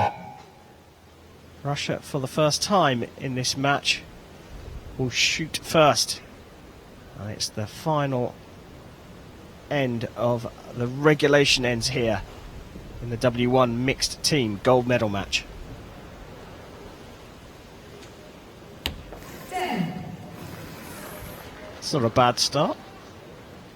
It's what you need in this circumstance. And it's her best arrow, Elena Krutova. What can Alexei Leonov do? 9. At the start of this end, they had a 4-point deficit to make up. Well, look, here's the wind again, right down at the shooting end of the range. Yeah. And it's again falling to Liu Zhang.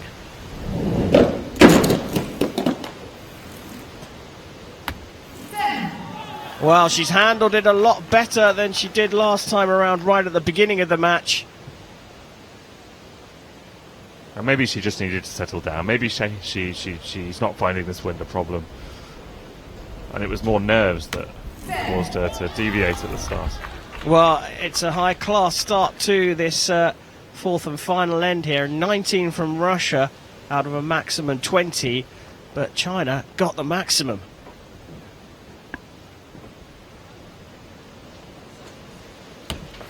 9.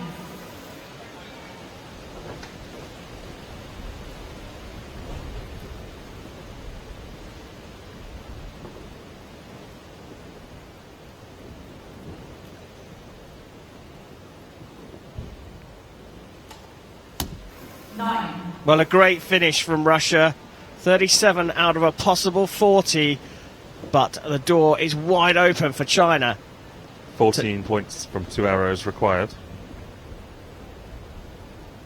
Yeah, and those 14 points will take them to the World Championship title here in s-Hertogenbosch. 9. So we need a 5 to win. Well, here we go.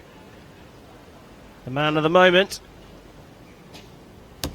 It's 8. And needed a 5, but scores an 8. China wins. They level up on points, 37 all in the final end, but it was enough for China to take the gold medal here in the W1 mixed team event. China are the world champions, Liu Jing and Zhang Tiejin. And Zhang receives the Archer of the Match award for that one as well. He shot 310s, the most of any of the 4 athletes we've seen on the field of play. And he finished it well too, to secure that first world champion title of these championships for China. It's confirmed. The Republic Well, there is confirmation that Liu Jing there is a world champion along with her mixed team teammate Zhang Tiejin. As well as this gold medal, China has secured the most places of any nation here. It's a token for next year's Paralympic Games. They bagged 10 spots in total. There were 80 available during this championships. China took the biggest chunk of those. And of course all 4 teams that featured in these medal matches, Czech Republic, Japan, China and Russia, have booked their quota places. Yeah, absolutely. The archers themselves haven't booked a spot yet. They have to qualify through their own country's qualification procedure, but the country itself has those spots for the Paralympic Games. And in the W1 event, it was most critical because there aren't that many individual places available. Only 2, each men and women. So the mixed team spots, giving 4, were the bulk.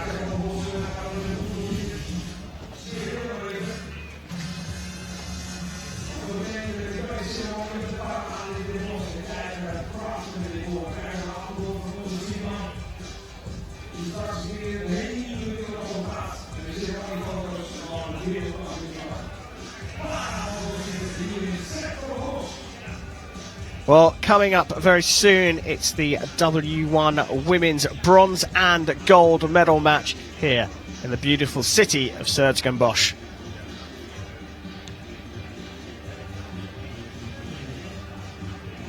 And Lu Jing, the Chinese woman we've just seen shooting in the gold medal match in the mixed team event, she'll be in the bronze medal match of the women's individual competition. She's facing her own teammates.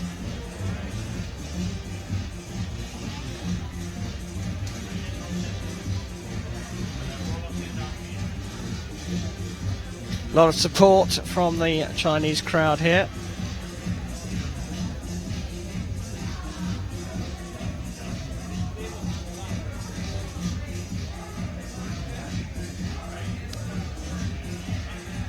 Well, here we have confirmation of how things finished in the W1 mixed team. China taking the gold medal from Russia in a thrilling finish there from both teams. Japan picking up the bronze medal, beating the Czech Republic.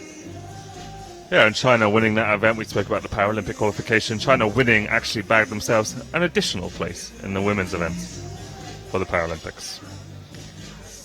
Yeah, all the athletes, well, across all sports, including archery, getting ready for the Olympic and Paralympic Games in Tokyo next year. And as Chris said, China performing so well at the end there. High quality final end, Liu and Zhang, who was the most valuable archer in that final, shooting the middle of the target. So it's China who've taken the gold here from Russia in silver, and now it's time to celebrate with the teams and the medal ceremonies.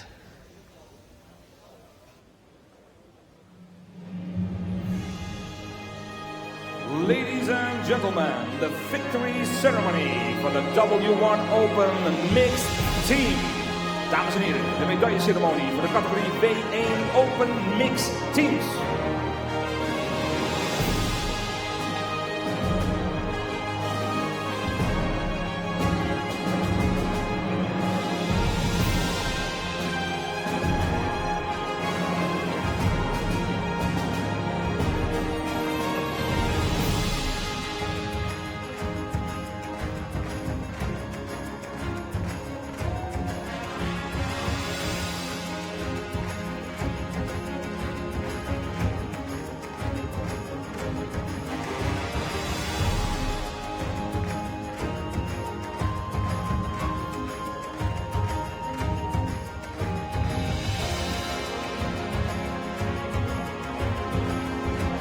Medals will be presented by World Archery Secretary General. De medailles zullen worden overhandigd door de secretaris-generaal van World Archery, Tom Dielen.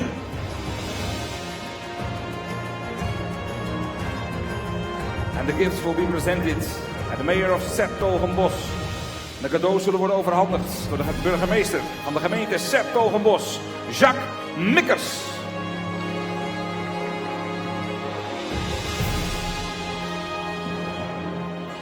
Bronze medal representing Japan. De bronzen medaille namens Japan. Oh, we've already said that hosting an Olympic Games can be a massive inspiration to athletes Aiko from that country. Okazaki. And Aiko Okazaki and Naka Yoshitsugu have claimed the bronze medal, collecting their medals from Tom Deelan. You know Tom, don't you, Chris? World Archery Secretary General giving out the medals there. And handing some stroke waffles is the mayor of s-Hertogenbosch. Stroke waffles, of course, the famous biscuit-like dessert from the Silver Netherlands. medal. These ones are even branded the with a logo. Russian Federation. Yeah, that was Jack namens Mikkers, Rusland. the mayor of s-Hertogenbosch.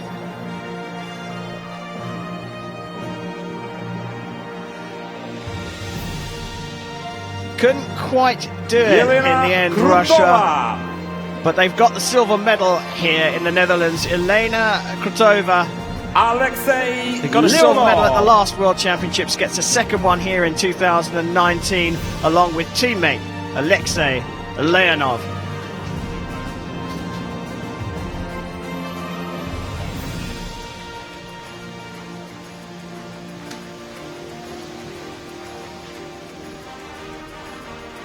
biscuits for them too, Chris?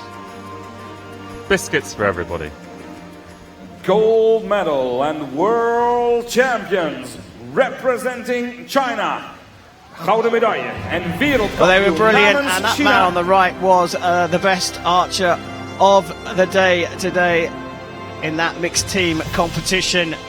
20 years old, Zhang Tiejin, and his teammate there, Liu Jing, are the world champions in 2019. And they really were the best team here. Highest scoring from start to finish, and delivered in the gold medal match in this arena in s-Hertogenbosch.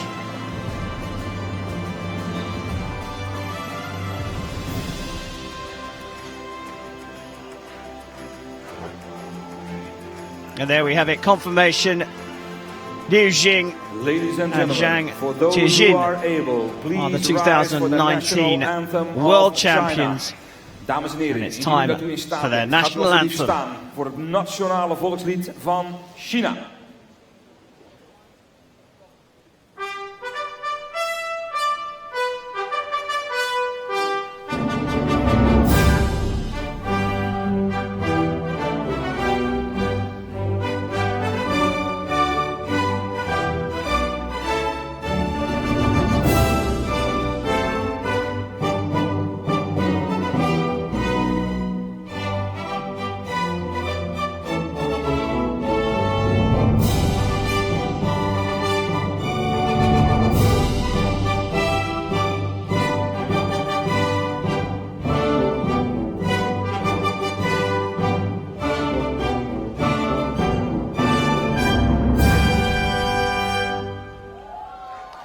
Ladies and gentlemen, a warm round of applause to our athletes. Dames en heren, nog één keer een heel groot applaus vanuit s-Hertogenbosch voor onze top 3.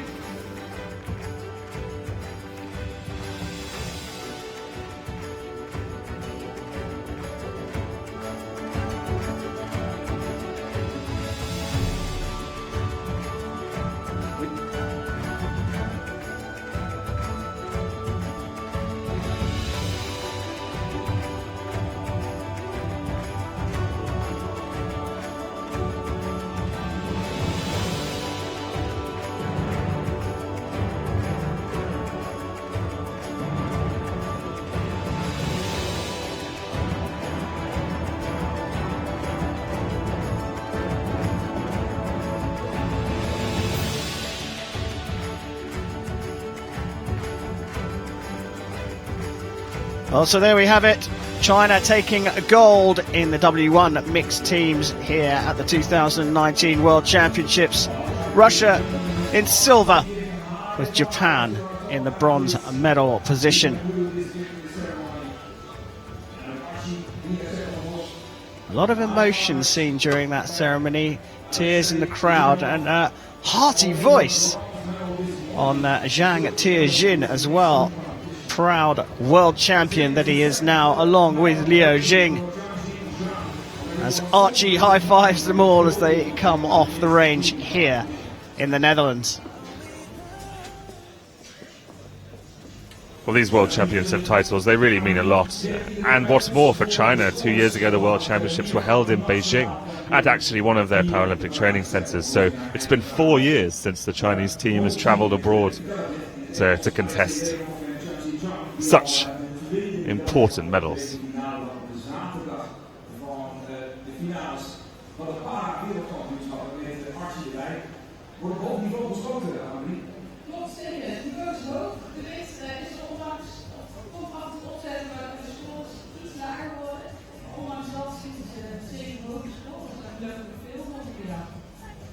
Absoluut, we gaan natuurlijk zo meteen ons gereed maken voor de volgende categorie.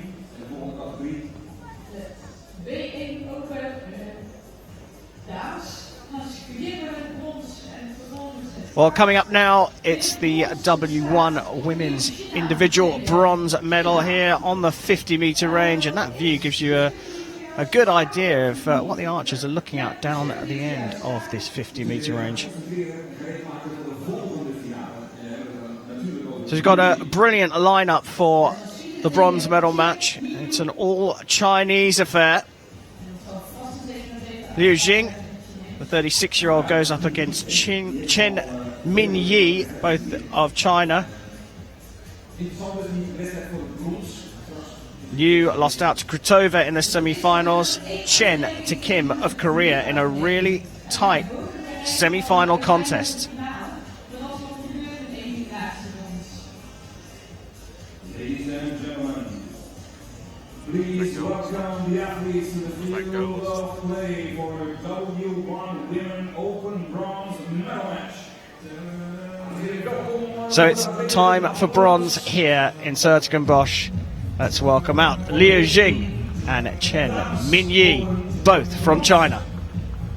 It was a quick turnaround from Liu Jing as well. So we just saw her in that gold medal match in the mixed team competition, collect the medal, collect the stroke waffles, straight back off, pick up the bow, out again.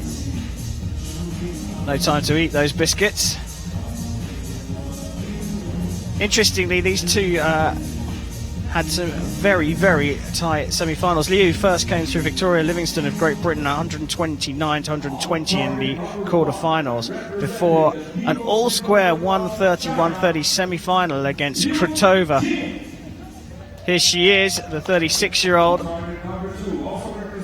And that semi-final against Krutova went to a shoot-off, which she won 10-9. Chen Minyi came through Victoria Rumark of Great Britain, 134 to a 108, so a commanding performance in that quarter-final, but then lost out just by a single point, 130 to 129 against Kim Oh-geum of Korea, the 2016 mixed team Paralympic silver medalist. So after two really tight semi-finals, Chris, what can we expect here? Well, I'd imagine another tight match. Hopefully this bronze medal match will go the distance. This pair from China have been shooting at a very similar level throughout the tournament. But Liu Jing has had that opportunity to go and shoot in the finals field already. I'm interested to know whether that will play into her favour. Well, Chen Minyi will get us underway. 8.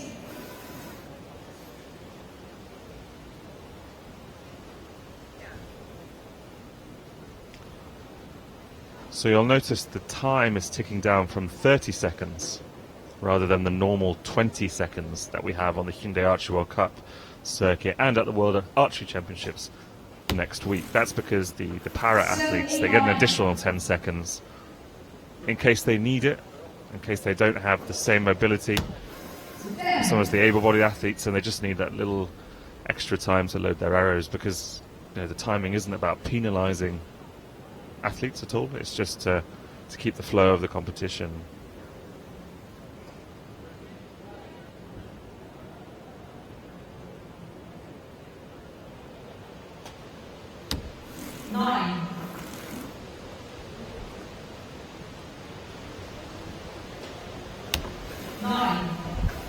And as you can see, the archers alternate in the individual tournament.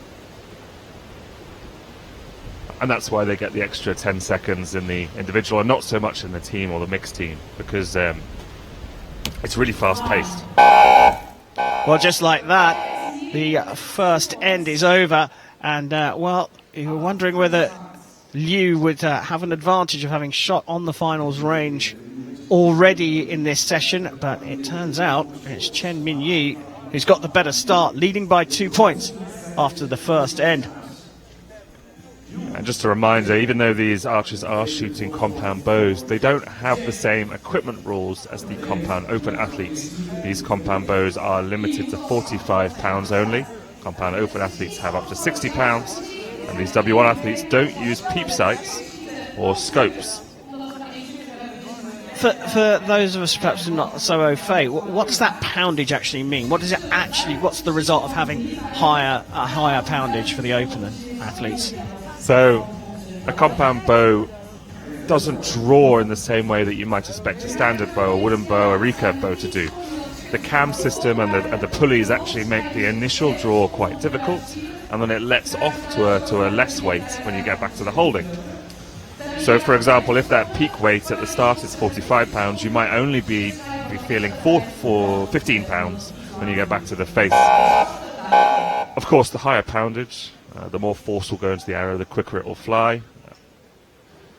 And inherently the more accurate in the wind, because it's not spending as long affected by the conditions in flight. Well, we get underway for the second end, and trailing is Liu, who gets us underway with a 9. So essentially, the lighter poundage means it's easier to draw the arrow, but less accurate at the target end, potentially. It's easier to draw the arrow, and the arrow will fly a little bit slower than the combat archers we'll see later on in this tournament. So clearly an advantage in one respect, but perhaps a disadvantage in terms of accuracy. It's a great first couple of arrows from Liu in this second end. 9. And actually the difference in poundage isn't what makes the difference in accuracy in this setup. It's the fact that these W1 archers won't be using a magnifying lens in their sight or a peep sight in the string. So there's much less fixtures to help them in aiming. Yeah, less aiming aids, yeah. 9. Well, a good recovery from Liu, a 28, subject to a markup on that final arrow to a 29, and that is some fine shooting. Dus nu voor Liu van Broek en Hoofdgenoten. KNDG. Dat betekent dat zometeen 10 als eerste actief in de uurtje. Dat zegt van verschil eigenlijk naar 2 mensen. Dat kan je niet ervaren. Nee, je ziet het zo gewisseld. De eerste ronde is op 10 voor met 2 punten. Nu zet hiervoor met 3 punten. Dus het wisselt heel erg. Na die ronde zijn we over de helft. Dan zullen we iets meer zien. Als je hier vervolgens uitgaat, dan... Well, confirmation that 9 remained a 9, but it does mean the lead has changed hands, and Liu Jing there is in the lead. There are 5 ends, of course, in individual archery, so not quite the halfway stage yet. Yeah, 15 hours in total. Highest score out of 15 hours wins the match.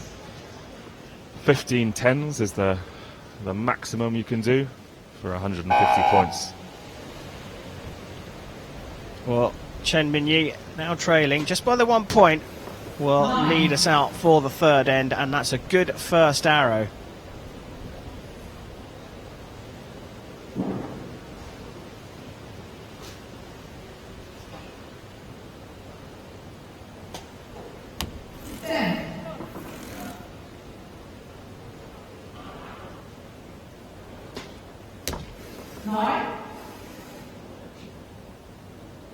Good grouping there from Chen, who's got a fairly unique grip on her bow.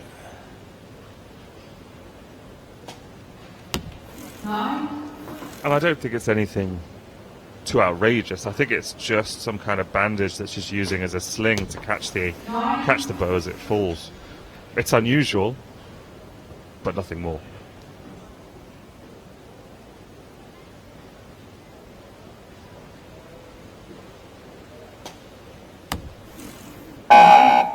Well, a good quality third end from both athletes, but Liu edging out another point into the lead. 2 more ends to go, and Liu Jing of China leads her teammate Chen Minyi 81 to 79. Chris mentioned that it was unusual, this sort of sling apparatus that Chen's got, because we haven't seen any of the other archers using it. But of course, all these the pieces of equipment that the athletes have are all subject to regulations. Yeah, and one of the critical ones is there can only be 1 point of contact with the bow. So her hand is the only point of contact in the grip. And with para-athletes, para-archers, it can be a little bit challenging because they're seated and the bow is much closer to their body. They have to be very careful that their stabilization doesn't brace against any other part of their chair or their legs, because that's not permitted. That's not permitted. These para-archers, like able-bodied archers, still must only have that single point of contact.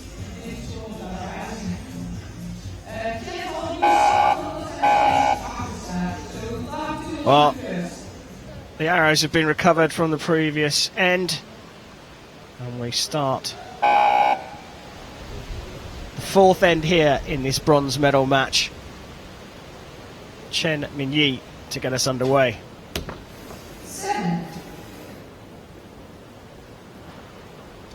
It's her first arrow to drift that far off to the left. 8.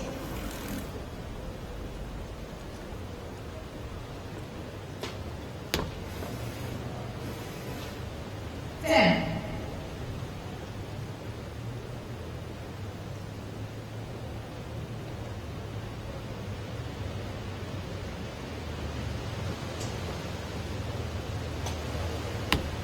8. Perhaps a little correction there.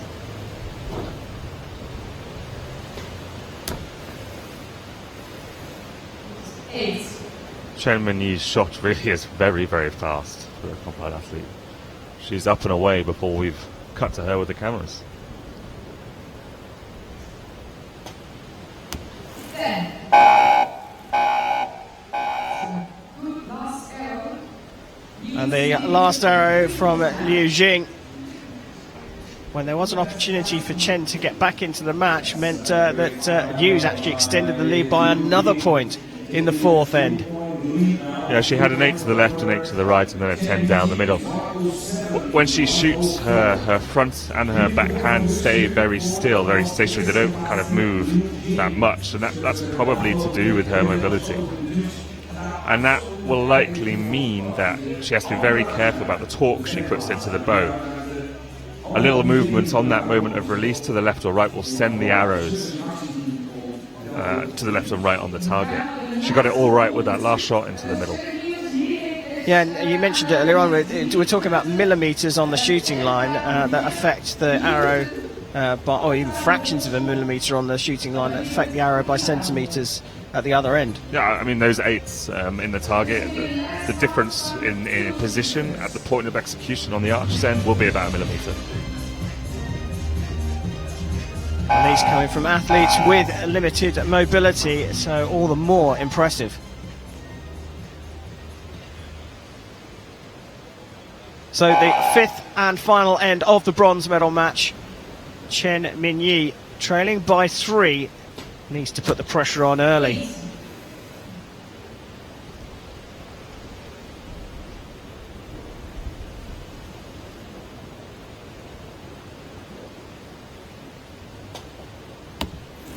8.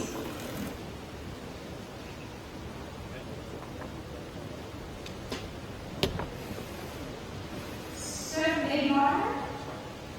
This one is 7.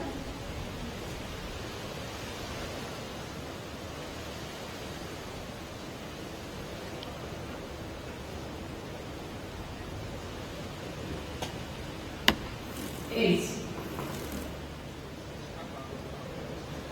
Well, this last arrow from Chen Minyi needs to be very good, but it's another 8 and a 5. It's all that's required for Liu Jing of China to take the bronze from her teammate. It's a 10. And she finishes with a 10. Brilliant shooting from Liu Jing.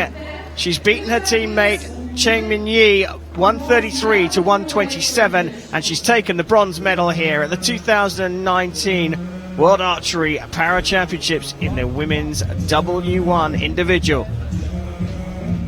Yeah, well-deserved medal for Liu Jing, her second medal of today and these championships in s-Hertogenbosch.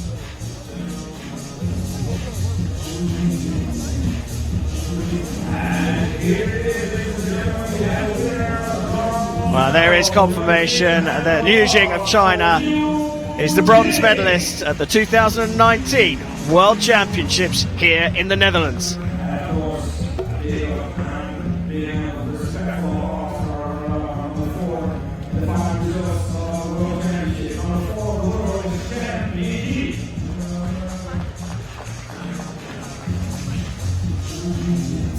Well, sometimes it's tough to face your teammate But Liu Jing did it in style at the end, beating Chen Minyi 133 to 127, and what a fabulous final arrow that was to secure the bronze medal here in s-Hertogenbosch. And I think she knew it was going to land in the middle when she let it go. The look of determination on her face was quite something.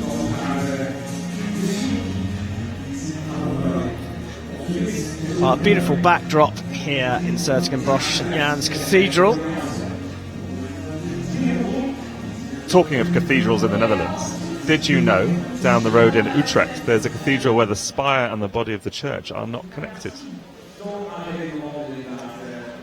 No, I didn't know that. You're full of Dutch knowledge, Chris Wells.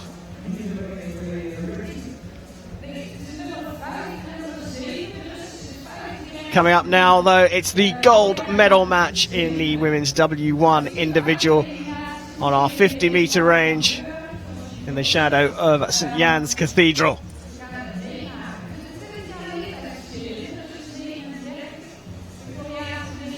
Well, we're going to see a Russian athlete go up against a Korean, Elena Krutova, who was the mixed team silver medalist at the 2017 World Championships, takes on Kim Ok-gyum of Korea. The Korean, the Rio 2016 mixed team silver medalist. So let's welcome them out onto the field of play. Krutova of Russia against Kim of Korea.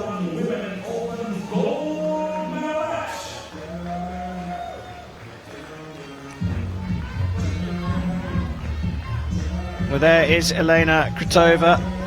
She shot a 6.11 in the ranking round to finish up ranked 5th and came through Jiang Linhuan 127 to 119 in the quarterfinals, and then beat Liu Jing, who's just taken the bronze medal in a shoot-off 10 to 9 in the semi-finals, going up against the 59-year-old Kim Ok-gyum of Korea. She shot a 5.89 in the ranking round to be ranked 7th. Took out Asia Filizari 127 to 123 in the quarterfinals, and then Chen Minyi of China 130 to 129 in the semi-finals. So they both won their semi-final matches with 130 points. Very similar level throughout this tournament. Again, hoping for a close match here.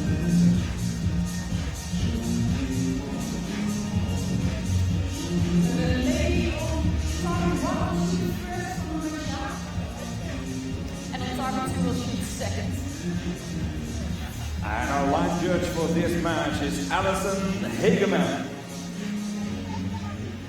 You can see the stand that Kim Ok-gyum is resting her bow on. Custom stand, like much of the equipment used by para archers.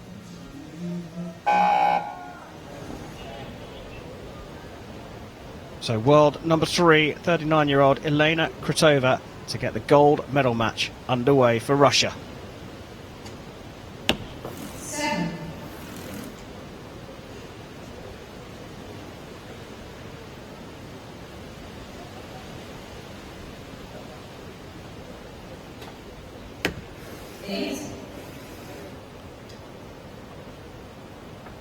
Krutova, of course, has already been out in this arena in the mixed team final where she took silver.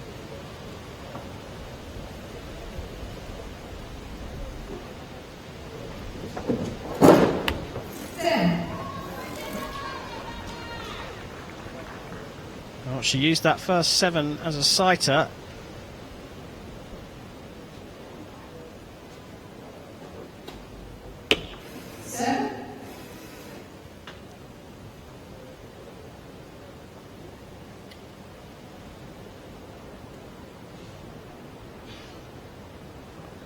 You see the movement in that back elbow there from the Russian. Yeah, and you think you can see the movement; it's perceptible, but that amount of movement would cause a huge variation on the target if it was the same when they let go. Well, 4-point lead for the Russian, but the third arrow she released is subject to a measure. I think Kratova's chair is a great way to see how that support works on the back of the archers. And there is a rule about the height of the chair, so it can't be much higher or any higher than she has it there. But you can see the metal cups of the back of the chair coming round back and giving that support as she is permitted.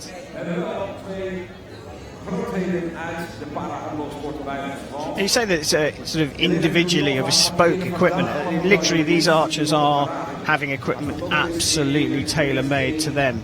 Even the wheelchairs themselves, able-bodied archers, they have their bows, they have their arrows. There's thousands of hours that go into maintaining and tuning and setting up that equipment over the course of any archer's life. But these para-athletes who do have wheelchairs have to tune that piece of equipment as well. It's an extension of the archery kit. These are not chairs that they would use if they weren't para-archers. These are para-archery wheelchairs. Well, Kratova's third arrow was confirmed as an 8, so it's a 4-point lead for the Russian. Kim Ok-gyum, trailing, will shoot first in the second end. Remember, this is for gold. 4.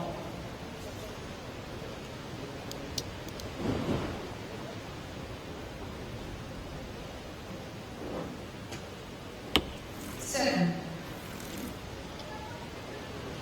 So at this point, Kim Ok-gyum is an arrow behind Elena Krutova in the score.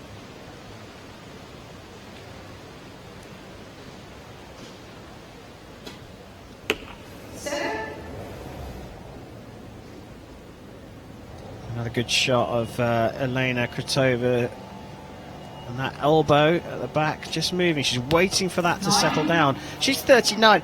Chris, Kim is 59. How much does age play a factor in para archery? Age doesn't play a factor in archery at all, I would say. Archery really is a sport that is accessible to everybody. On show here. And what's wonderful is whatever age you take up the sport, you really can get to the level you want. Many of these para archers didn't start shooting until they were later on in life. Some started shooting very early in life, but they're all on the same and a level playing field here.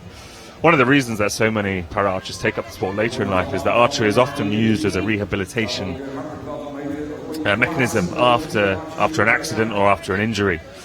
In fact, that's how the Paralympic Games started. They started because archery was being used as a program of rehabilitation of muscle rehabilitation after soldiers came back from the war.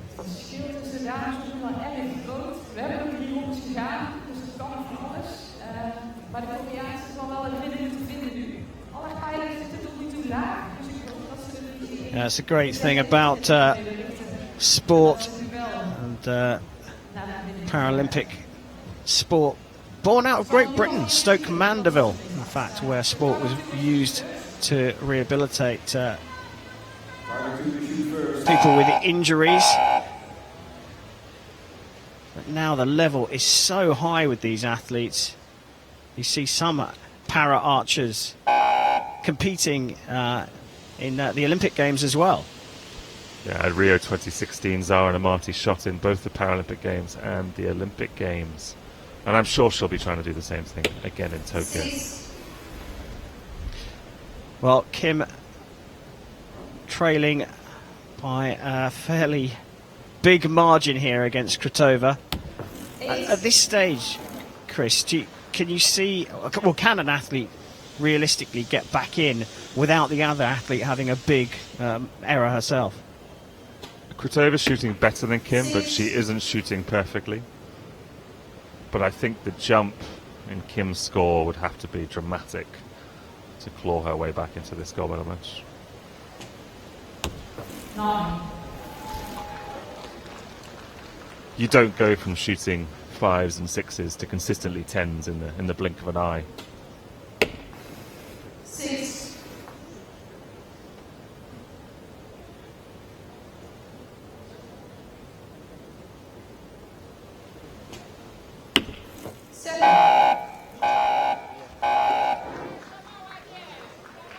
Well, if anything, things are getting even more tricky for Kim right now. Another 17, potentially getting marked up to an 18. And it's up against a 24, a second one from Krotova. And the arrows do still have to be shot, but at this point the match is all but over, and Krotova will be the winner. She'll cruise to victory now.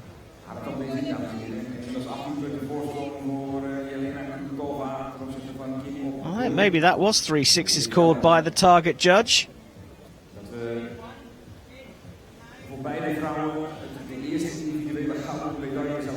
But it is, well, a significant lead, and it has indeed been marked up to an 18 for Kim Ok-gyum, but she trails by a mighty margin. 17 points the difference at this stage, with 6 arrows left for each archer.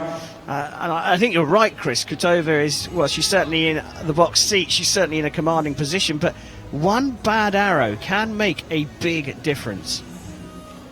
As long as Kim's able to take advantage of it. And that's really the key here. Krotova hasn't shot her best match of the tournament, but Kim just hasn't been on form at all.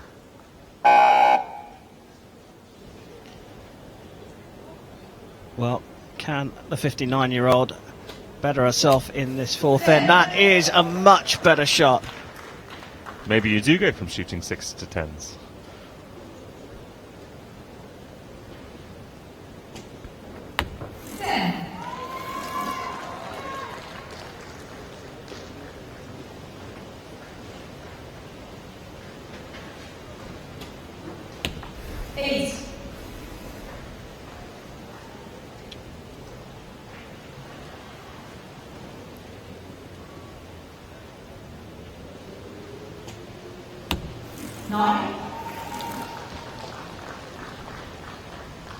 So even if Kim Ok-gyum has shot her 2 best arrows of the match, Elena Krotova has shot more.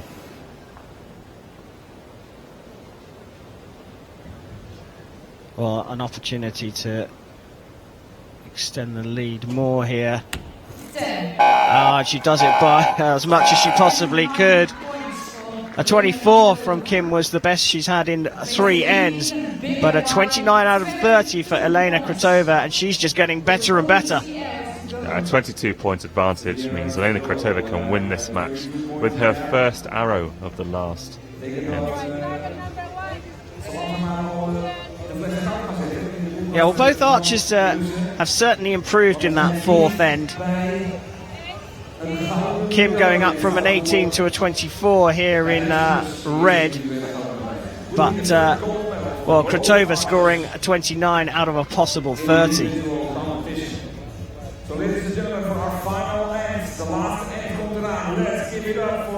So my maths is not great, but 110 is all that Kim can score. Krotova therefore just needs a 9, and look at how solid she's shooting at the moment. The 10s there in that last end for Krotova. And lovely to see that shot from the back, where it really gives perspective about how high that arrow is going on its way down to the target.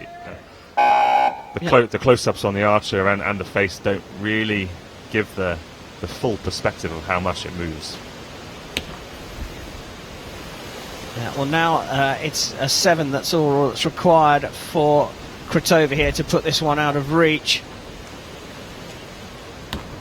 9. And there you go, the gold medal is done. The arrows will be shot, of course. And Chris, it's an interesting point you mentioned. I mean, it's very easy for people to think that the arrow just flies in a dead straight line from the shooting line to the target. But of course it goes in a big arc up and down. And what, 5-6 meters, you think? With this W1 division, possibly a bit more, about 7 meters. It all depends on the arrow speed, of course. So the longer the arrow flies, the more it'll be affected by gravity. 9.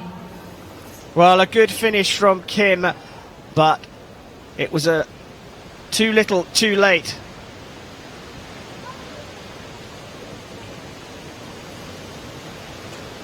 Loads of time to shoot the final arrow, and it is a 10 to finish in style. Elena Krutova of Russia is the W1 Women's Individual World Champion of 2019. And that match was won in the first 2-3 ends. She was on form in there, and Kim Ok-yeol just wasn't.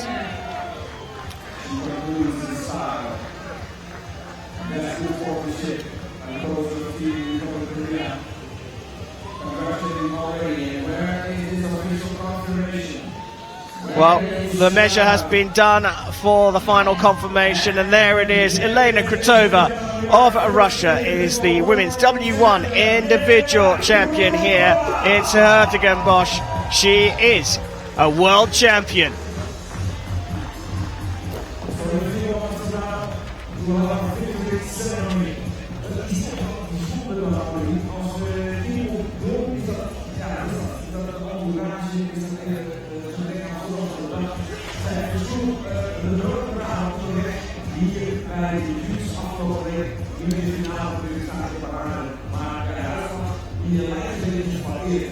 Well, the crowd is building up here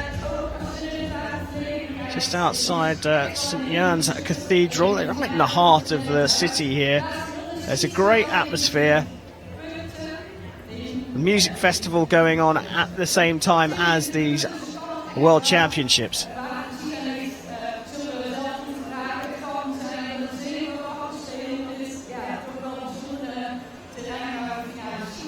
So Chris, we talked about the archers shooting down the 50-metre range, and as I said, it's very easy for people to think the arrow just goes in a straight line, but you say it goes up in this arc that could be 5 or 6 metres, perhaps even more. And here we have a look at that shot. You can see the arrow going up out of the bow. Out of the screen, it's going so high that you don't see it in that shot, and you know, while you're not aware of it as an archer, or how high it's moving, it doesn't actually matter. You're tuning for the distance and for the landing on the target. It's a really good illustration of the size of the sport compared to the millimeters that affect the score at the target. Yeah, well, shooting down a 50-metre range, well, that's a big distance to fire anything at, to shoot anything at. But the fact that the arrow flies up and through the air, I think if people can start to get a perspective of that, it's probably travelling, what, 60-odd metres? Coming up soon, though, the men's W1 bronze and gold medal matches here in the Netherlands.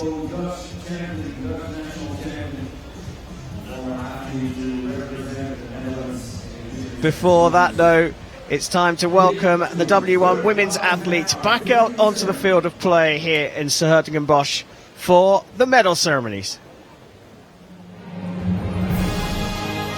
Ladies and gentlemen, the victory ceremony for the women's W1 Open.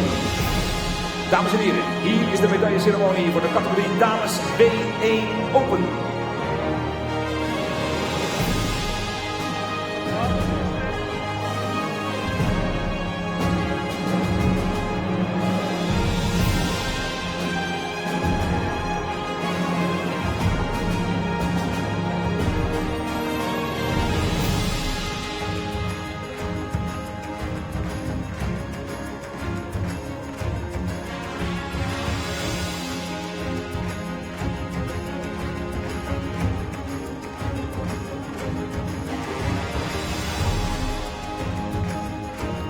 Medals will be presented by World Archery First Vice President. De medailles zullen worden overhandigd door de eerste vicepresident van World Archery, Mario Scartella.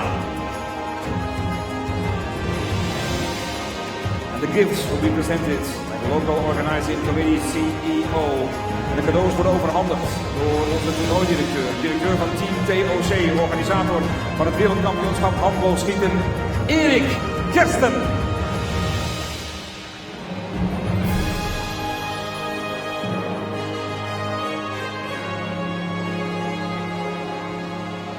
Bronze medal representing the People's Republic of China.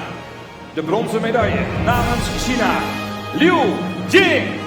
Well, she had to face her teammate to get a medal here at the World Archery Para Championships. And the 36-year-old Liu Jing of China came out on top, ranked #1 after the ranking round. She's had to settle for bronze here in s-Hertogenbosch. Silver medal representing the Republic of Korea. De zilveren medaille namens Zuid-Korea. Kim Ok-gun. Well, she won a silver medal in the mixed team at the Rio 2016 Paralympic Games. And the 59-year-old has come here to the 2019 World Championships, and she's equalled that with silver in the Netherlands.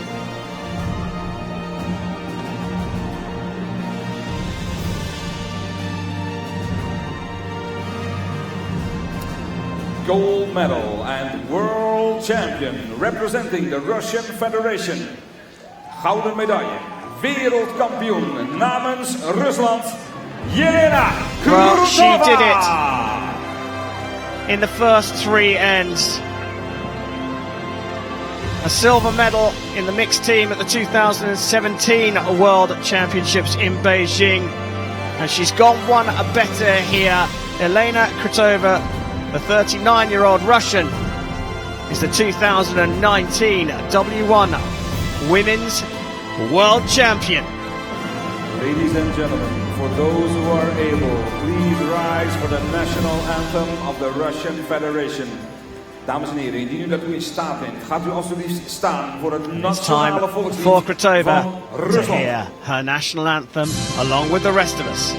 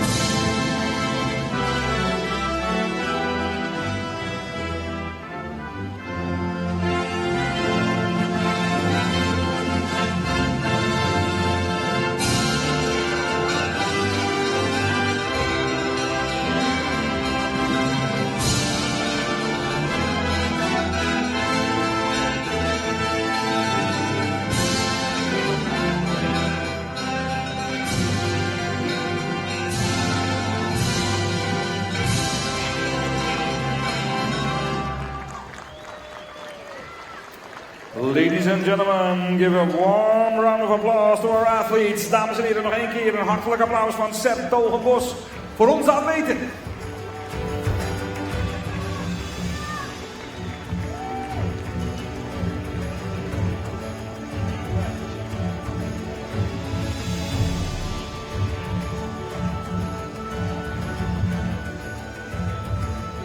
Well, they've had their moment to shine. The brightest star out there, Jelena Krutova of Russia with the gold medal, Kim Ok-gun of Korea with silver, and Liu Jing of China in the bronze medal position, having their photos taken here at the 2019 World Championships.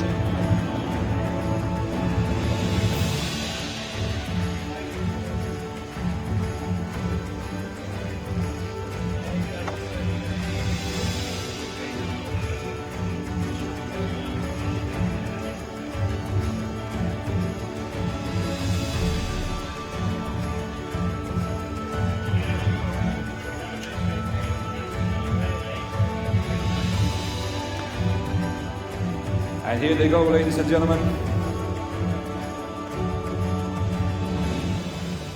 Once again with a big high five of Archie. Liu Jing, Kim Ok-gun, and the world champion Jelena Krutova. Archie back at work, high-fiving the athletes as they come off the field of play. Toughest job of these 2 weeks, Archie has. Het gaat natuurlijk weer om het brons, zilver en goud. En we gaan kijken naar dezelfde categorie, Annemarie, alleen bij de mannen. We gaan dit keer kijken naar de mannen, nog steeds de W1-categorie voor de laatste keer vandaag. Daarna gaan we over naar de Compound Open. We gaan kijken naar David Drauninski van de Czech Republic tegen Han Kufei van China.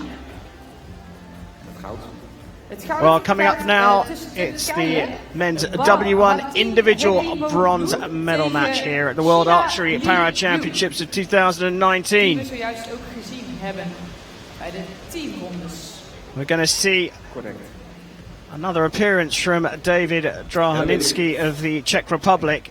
And he goes up against China's Han Guifei, who's also back out onto the field of play. Onderdeel van de ochtendsessie, dames en heren. U hoort het net. We see how the athletes got to this bronze medal, losing in the semi-finals, and they are already ready to come out here to the range here in the Netherlands. Ladies and gentlemen, please welcome the athletes to the field of play for the W-Man Open Bronze Medal Match. And here they are. Han Guifei there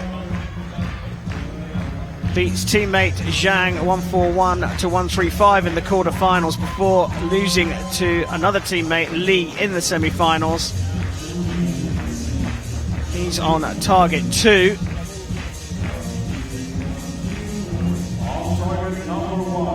And on target number 1 is the 37-year-old from the Czech Republic, David Drauninski. Silver medal in the individual at the last 2 Paralympic Games. And winner in Beijing 2008. Republic of China. Han Guifei. So Han Guifei has got his work cut out for him. This match is Ahmed Rushdie. Drauninski has long been one of the best para archers on the circuit. And target 2 to shoot first. He shot well in the bronze medal match, the losing effort in the bronze medal match in the mixed team events. Rank number 7. Well, we're ready to get underway, and it's target 2 to shoot first. Han Guifei of China will get this bronze medal match underway here in s-Hertogenbosch.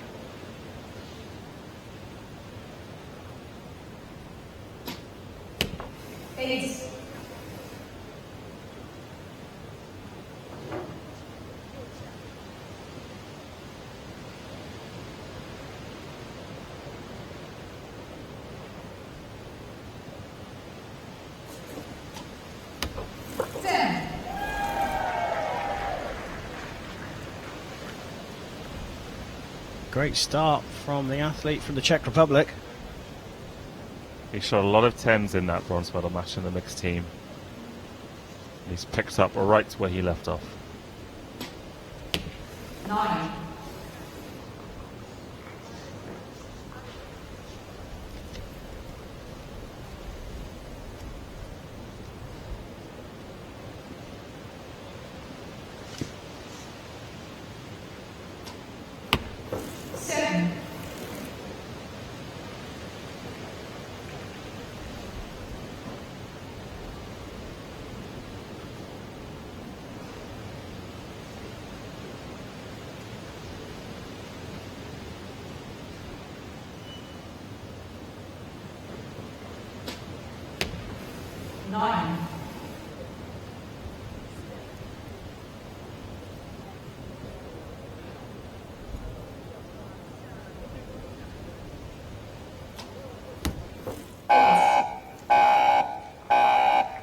Well, after that cracking first arrow from Drauninski, he finds himself one behind after the first end.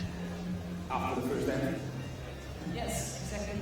We will shoot 5 ends, 50 arrows in total, just like the match before. Drauninski is a fabulous ambassador for para archery and archery in general. In fact, he runs the David Drauninski Archery Club in Prague, and one of the Czech athletes competing in next week's World Archery Championships shoots with him there. Paralympisch boogsport. David Drawnitsky tegen Han Roefeer.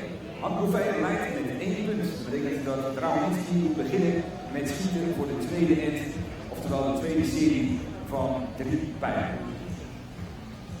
Yeah, and the groupings for both sets of arrows in that end were pretty identical, just in slightly different places on the target. So not much between them in terms of their sort of accuracy at the moment. No, and both are capable of big scores. David is the world record holder for the ranking round with 680 points. He recently broke that European Para Archery ranking tournament. And he's also the record holder for this match with 144 out of the maximum possible 150 points. He shot that at the World Championships 4 years ago in Germany, in Donaueschingen. But in one end, he's nearly dropped the same number of points as he dropped in the whole match when he shot that record.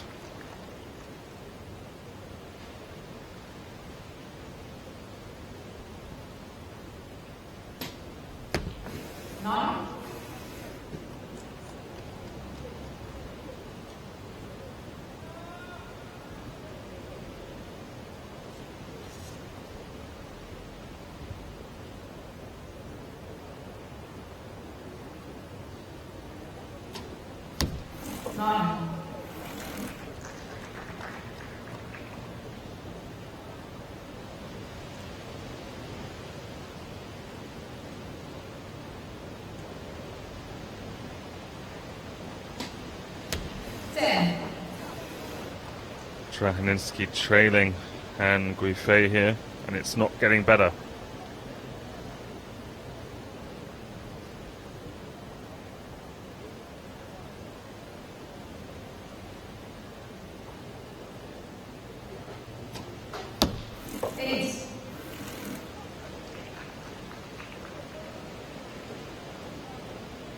Well, you mentioned potential high scores here.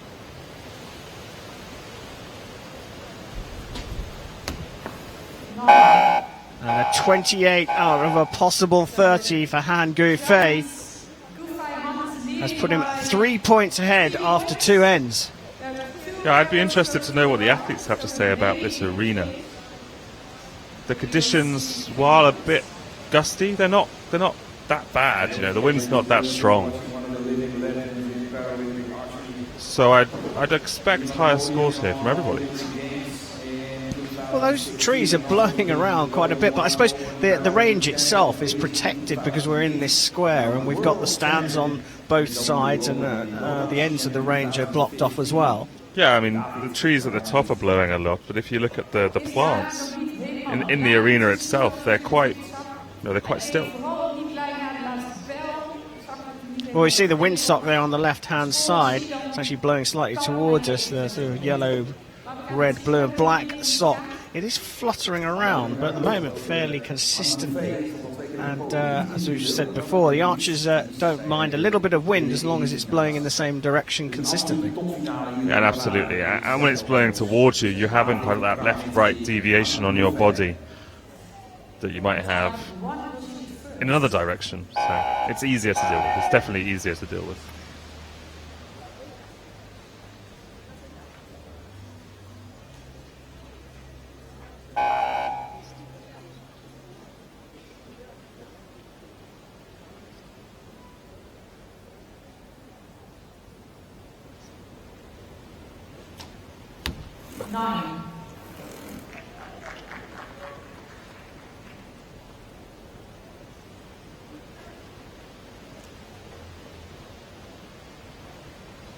You can see the shirt moving on Han. Wind blowing towards him.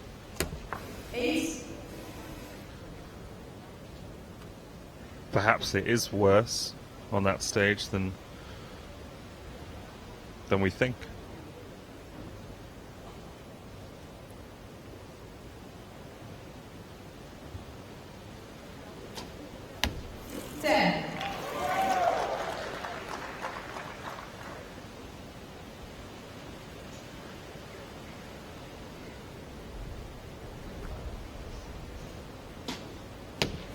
Well, a bit of pressure applied, and just like that, Draninski is level.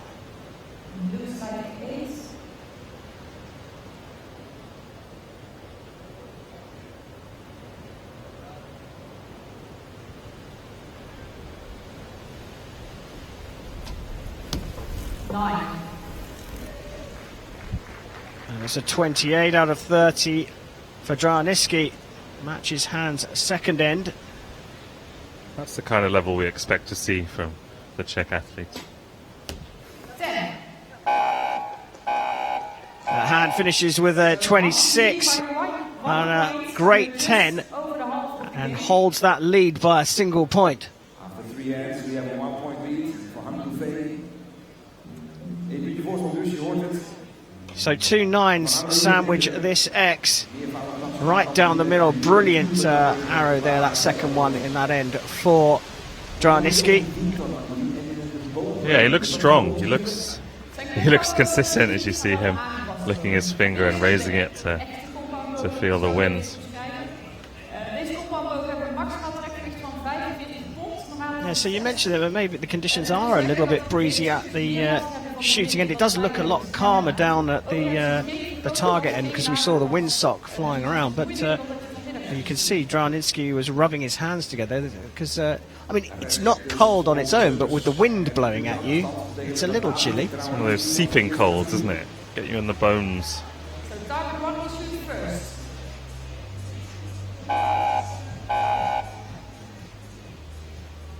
So David Draninski from the Czech Republic, trailing by a single point, will shoot first in the fourth end of this bronze medal match.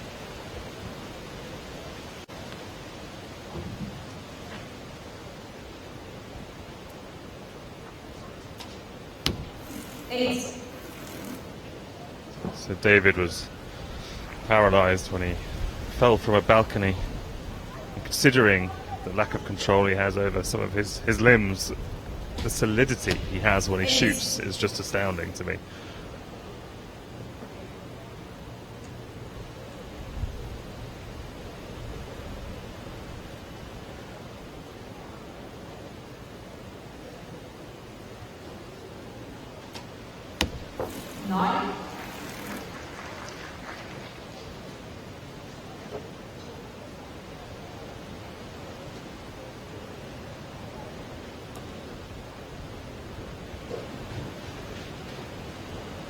You can see the bow getting buffeted by the wind there. But, didn't affect him too much.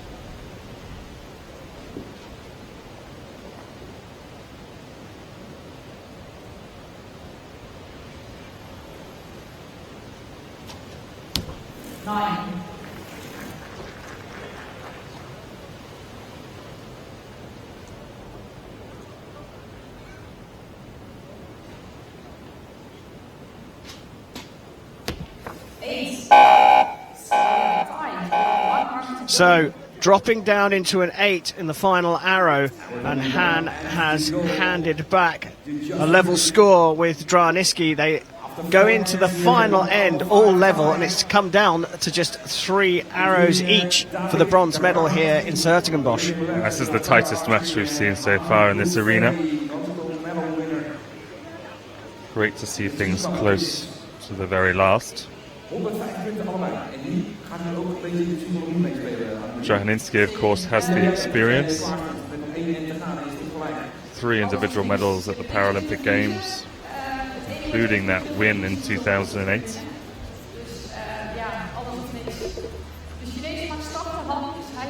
Yeah, mixed team bronze in Rio as well.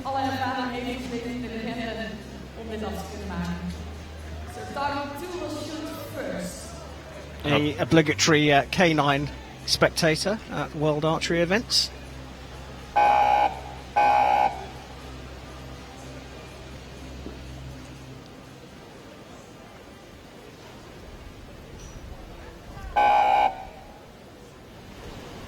So here we go. This for the bronze medal at the World Championships of 2019.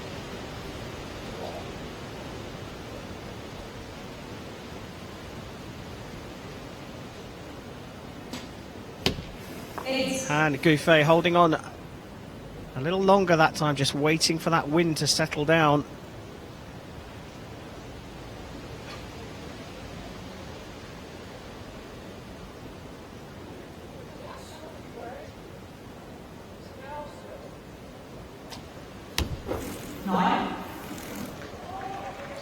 Extremely solid, extremely confident.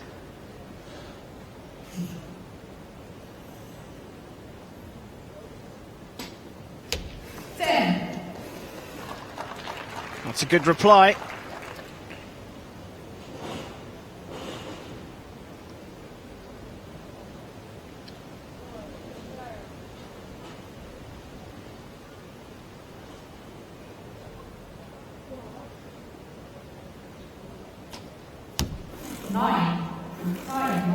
So it all came down to 3 arrows. Well, they're all square still after 2 of those 3 arrows.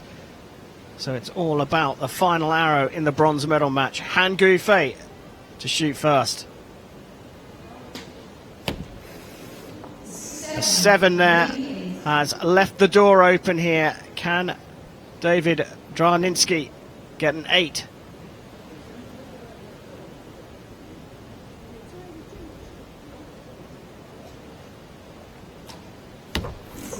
Oh, he's done it with a 10. David Draninsky has come from behind, and look at the delight. He's taken the bronze medal here in s-Hertogenbosch at the 2019 World Championships. What a great performance. We talk about finishing strong. Han Gouffet shot his worst arrow of the match with his last arrow, a 7. David Draninsky probably shot his best arrow of the match with his last arrow. He knows it and he loves it. Let's wait for the official confirmation, and there it is. It's a bronze medal. I think you can hear from the stadium announcer confirmation of those final 3 arrows, and a little dance from David Draninsky. He's going to be on the podium here in the Netherlands a little bit later on today. Give a big hand of applause for the number 4 of the world, Han Gouffet, People's Republic of China.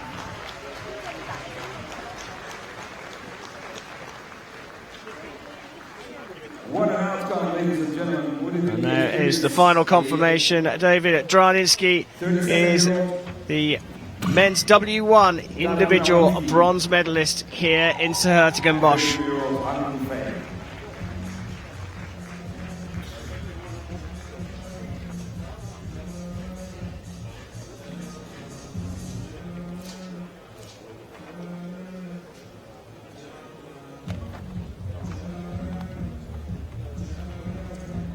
En je bent net al heel goed uit in zo'n finale. En als je dan gelijk staat, is het alles of niks voor de bronzen medaille. Het werd alles voor gaf de ervaring die doorslag. Ik denk het wel. Je ziet dat aan het eind, wanneer je moet, dan zie je toch wel in het team zoals het hoort. Zoals je zou willen. Dat is wel een ervaring die daar in ieder geval zeker bij helpt. Dat kunst in onder de bak moet houden. Well, coming up now, it's the men's W1 individual gold medal match at the World Archery Para Championships of 2019. And what a cracker it's going to be. It's Turkey's world number 3, Ekimolu, up against China's world number 37, Li. Here's how the athletes got to this stage. Ekimolu taking out Draninsky of the Czech Republic in the semi-finals. Li taking out teammate Han to make it through to this gold medal match. Let's welcome the archers out onto the range here in s-Hertogenbosch. The archery arena for the W1 Man Open Gold Medal Match.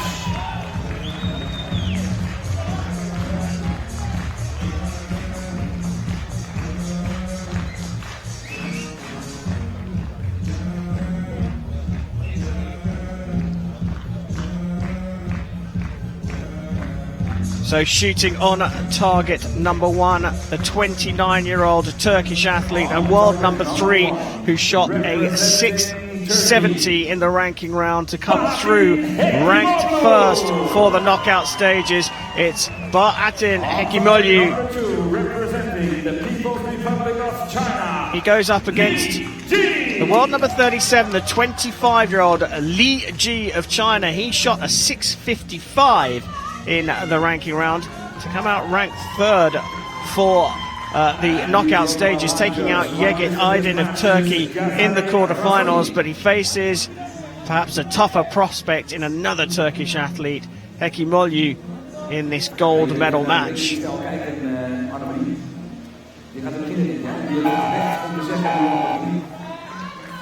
So the range is clear and almost ready to shoot, and it's China's Li Ji who will shoot first on target 2.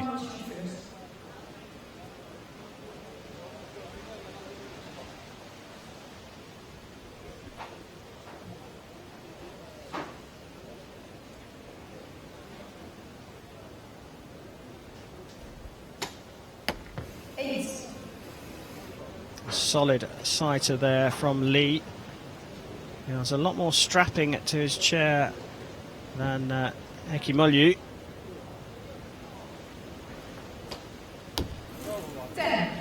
This might be Bahatin's first World Championships, but he's been one of the most impressive archers during this whole week. He had a 12-point lead after the ranking round to take the top seed with 670 points, 10 off David Drahaninsky's world record, but easily the best here in s-Hertogenbosch, and he's continued that form all the way through the eliminations.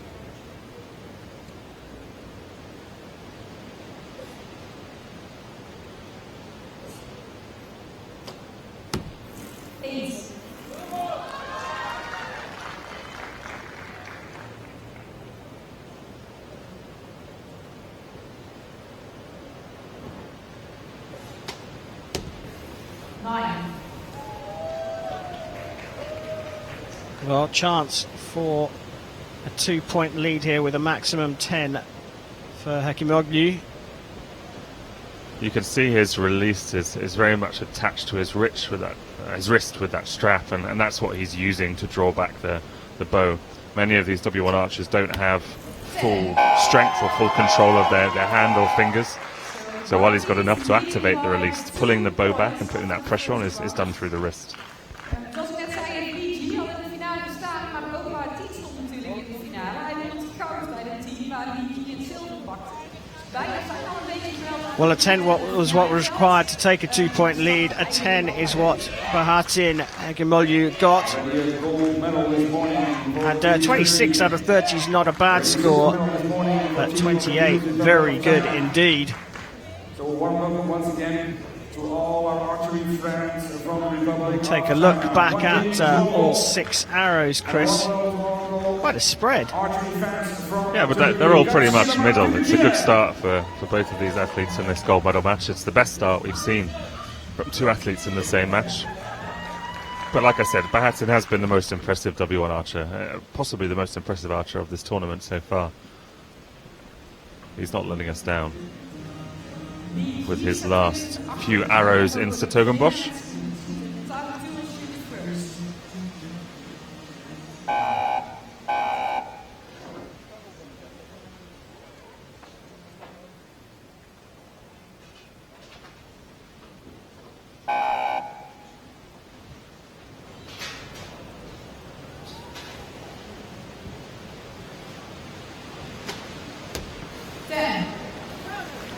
Great start to the second end for Li.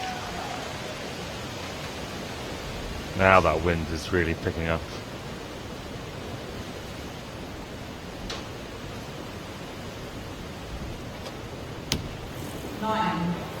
It's not affecting the archers too much at this stage.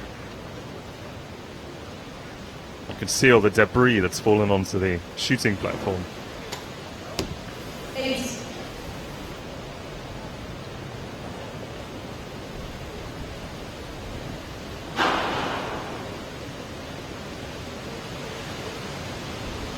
Well, struggling with his process this time around. I'm a huge fan of this 30 seconds being allowed for para athletes. They're not all using it all the time, but it means they don't have to rush things. 9. And that's the result. All square in this end.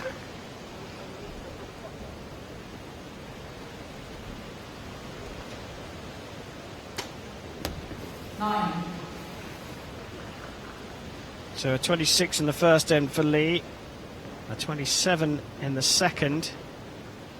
Hertogenbosch got 28 in the first, and he can match that here.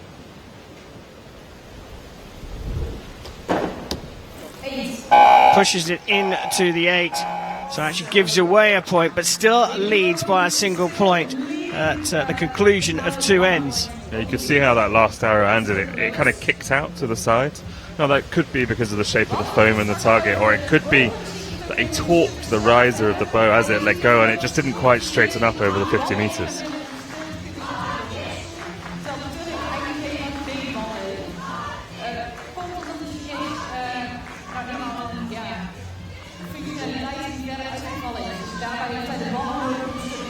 Well, Lee Ji has a smile on his face because he's getting a lot of support from the crowd here in Den Bosch. He's got a cheerleading group up in the stands. It's made up of both athletes that have been competing in this week's Para Championships and the able-bodied team from China who have arrived. Just on cue.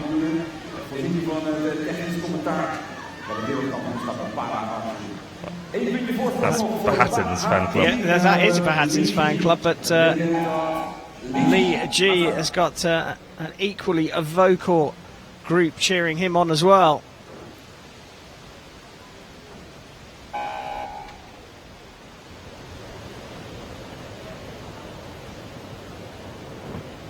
So here we go, the start of the third end here for the men's W1 gold medal. 9.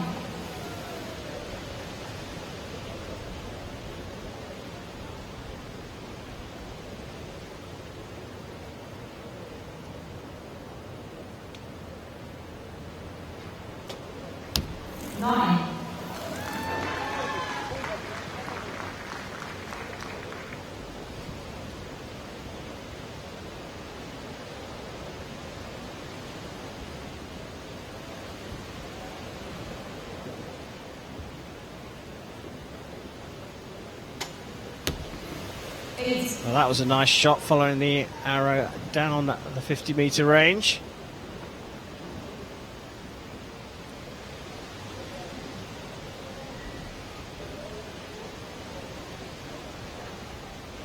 I'm interested by the grip on Bahattin's bow. It's unusual. 9.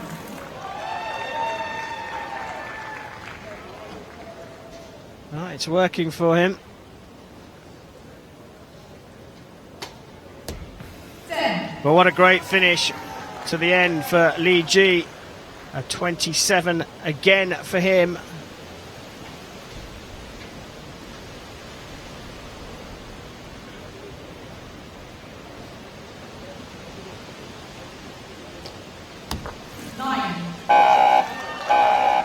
But it's a 27 for Bahattin Hertogenbosch, and he still holds a 1-point lead here in this gold medal match after 3 ends. Yeah, 81 points is a 9 average. It's not the level he's been shooting at this tournament. His first end promised a bit more with the 2 10s, but perhaps it's the conditions, perhaps it's the nerves.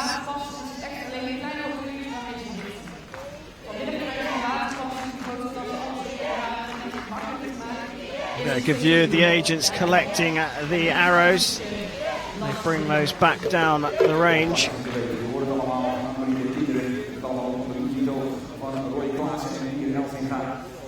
De Nederlandse paradelegatie hier bij de wereldkampioenschappen archery s-Hertogenbosch. Puntje afgestapt betekent Lee gaat starten.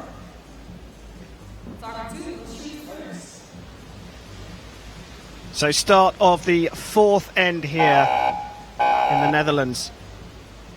Lee Ji of China takes on Bahattin Hertogenbosch. And Lee is trailing by a point, so he will shoot first.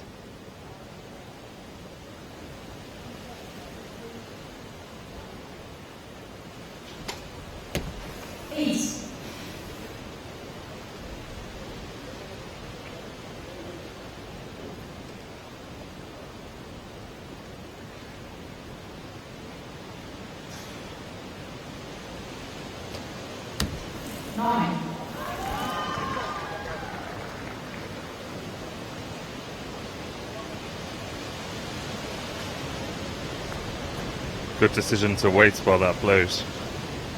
Yeah, big gust of wind blowing through the venue here. You can see the foliage on the range moving around. 9.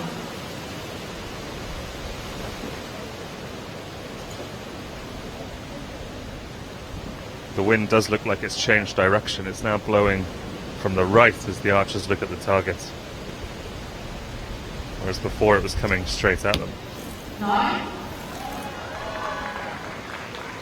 Nothing is putting Hertogenbosch off his stride here.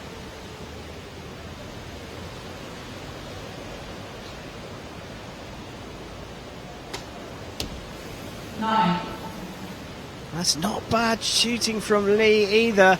You just get the sense that the 8s need to be dropped from his game if he's going to stay in this match.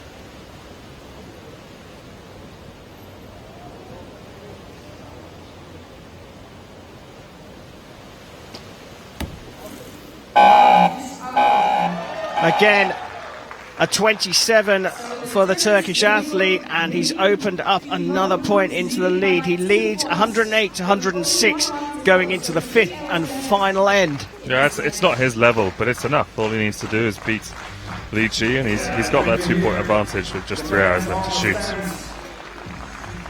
So with the final end coming up, we have a 2-point lead for Paralympic over Li Ji. He's certainly got lots of support in the crowd. Ladies and gentlemen, dames en heren, in s-Hertogenbosch voor de laatste end, de beslissing in het wereldkampioenschap. Laat je maar horen, please let me hear you. Edo's remaining very focused indeed. A little bit of acknowledgement for the crowd.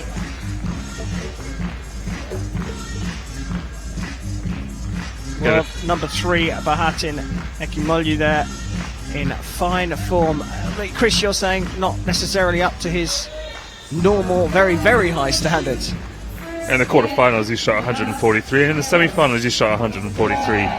He's averaging 9 points an hour here in the gold medal match, and that's on pace for 135, which is, 8 down. Well, it's enough to have the lead against this man, Li Ji of China. And Li really needs to start finding 9s and 10s. 9.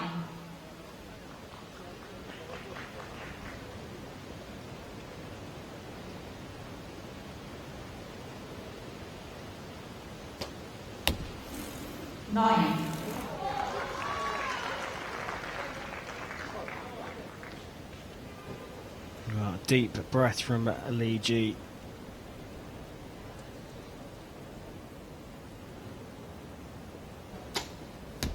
Nine.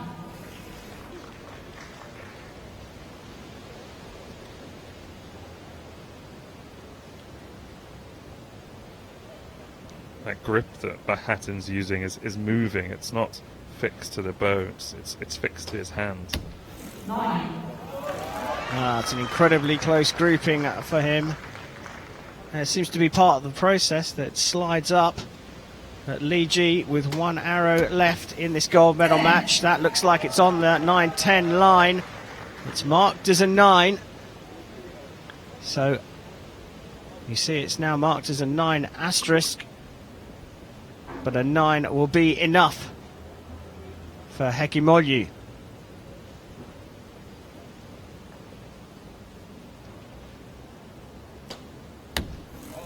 And he finishes with a 10 to get a 1.36.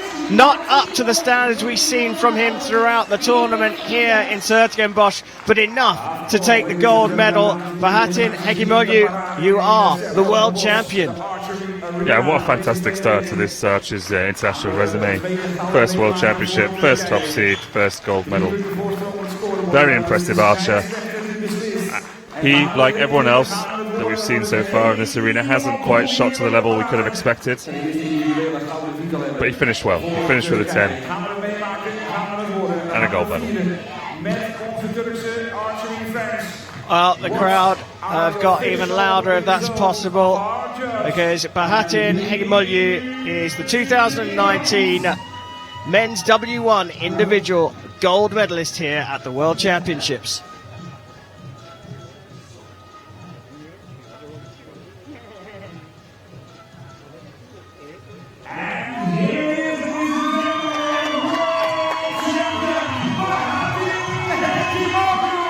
cheer is for the final confirmation from the target judge that the arrows on the final end were scored correctly. Bahatin Hekimoglu is the 2019 world champion.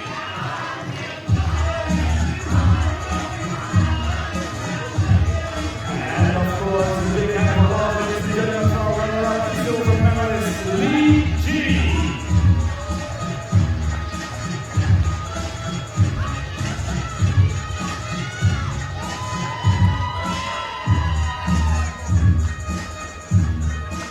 Second gold medal for Turkey today. Second gold medal, so please let me hear you, Turkey! And a few moments from now, we'll victory ceremony. And we will celebrate gold, silver, All right, here are the final rankings for the men's W1 individual. Bahatin Hekimoglu taking the gold medal at his debut World Championships from Li Ji of China, and David Draninsky of the Czech Republic picking up the bronze medal. There's some very talented names on that list. Nasienia, Jean-Pierre, Antonius, John Kavanagh. He's been around a long time. I think the men's W1 division could be one of the most exciting at next year's Paralympic Games. Yeah, 3 Chinese athletes, 3 Turkish athletes up at the top as well. winner last year of the Pilsen European Para Archery Championships World Ranking event. Turkish fans looking on, happy with the result of that men's W1 individual, with Bahatin Hekimoglu picking up the gold medal here in s-Hertogenbosch. And here are the session results. The team men's gold going to Turkey, the women's gold going to China. And Russia's Elena Krutova taking the gold in the women's W1 individual, and Bahatin Hekimoglu just there taking the men's W1 individual gold.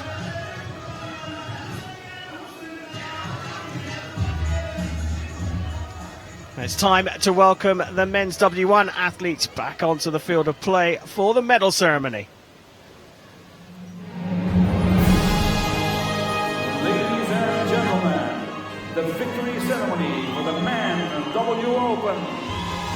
Dames en heren, hier komt de medailleceremonie voor de categorie heren W1 Open.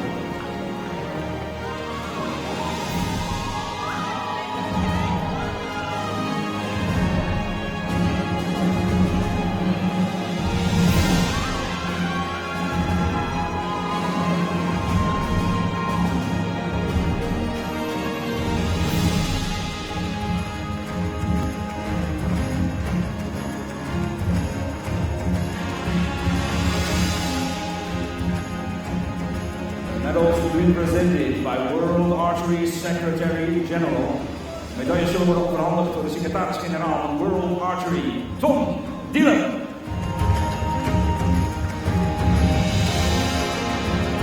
The gifts will be presented by the elder man of the city of s-Hertogenbosch. De cadeaus zullen worden opgehandigd door de wethouder van de gemeente s-Hertogenbosch, Mike van der Geld.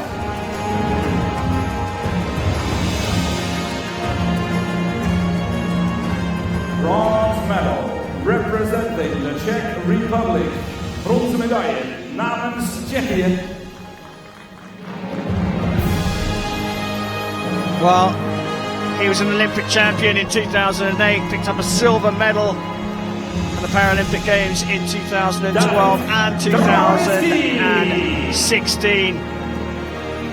It's bronze here at the World Championships of 2019 for a clearly emotional David Draninsky. Silver medal.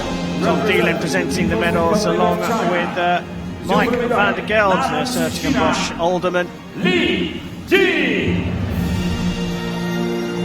Well, a 25-year-old Li Ji, ranked number 37 in the world from China. Well, he's going to rocket up the rankings here. He's claimed the silver medal here in the Netherlands.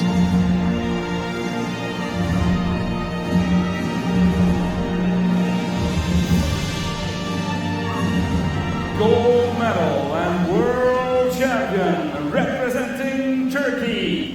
De gouden medaille en wereldkampioen namens Well, his Turkije, debut World Championships. The 29-year-old Turkish athlete Bahattin Hekimoglu didn't shoot his best round in the final, a 1:36, but it was enough to take the gold medal and the 2019 World Championship title.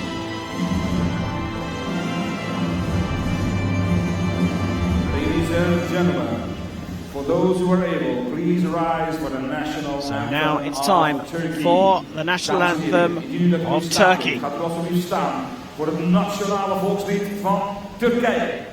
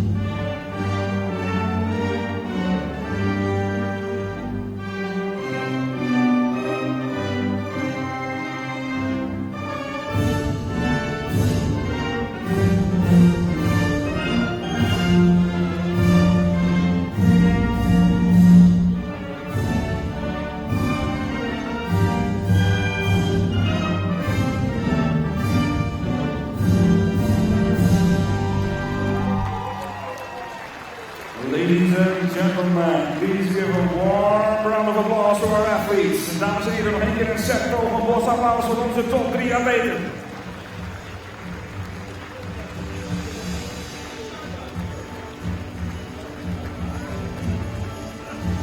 Well, there we go.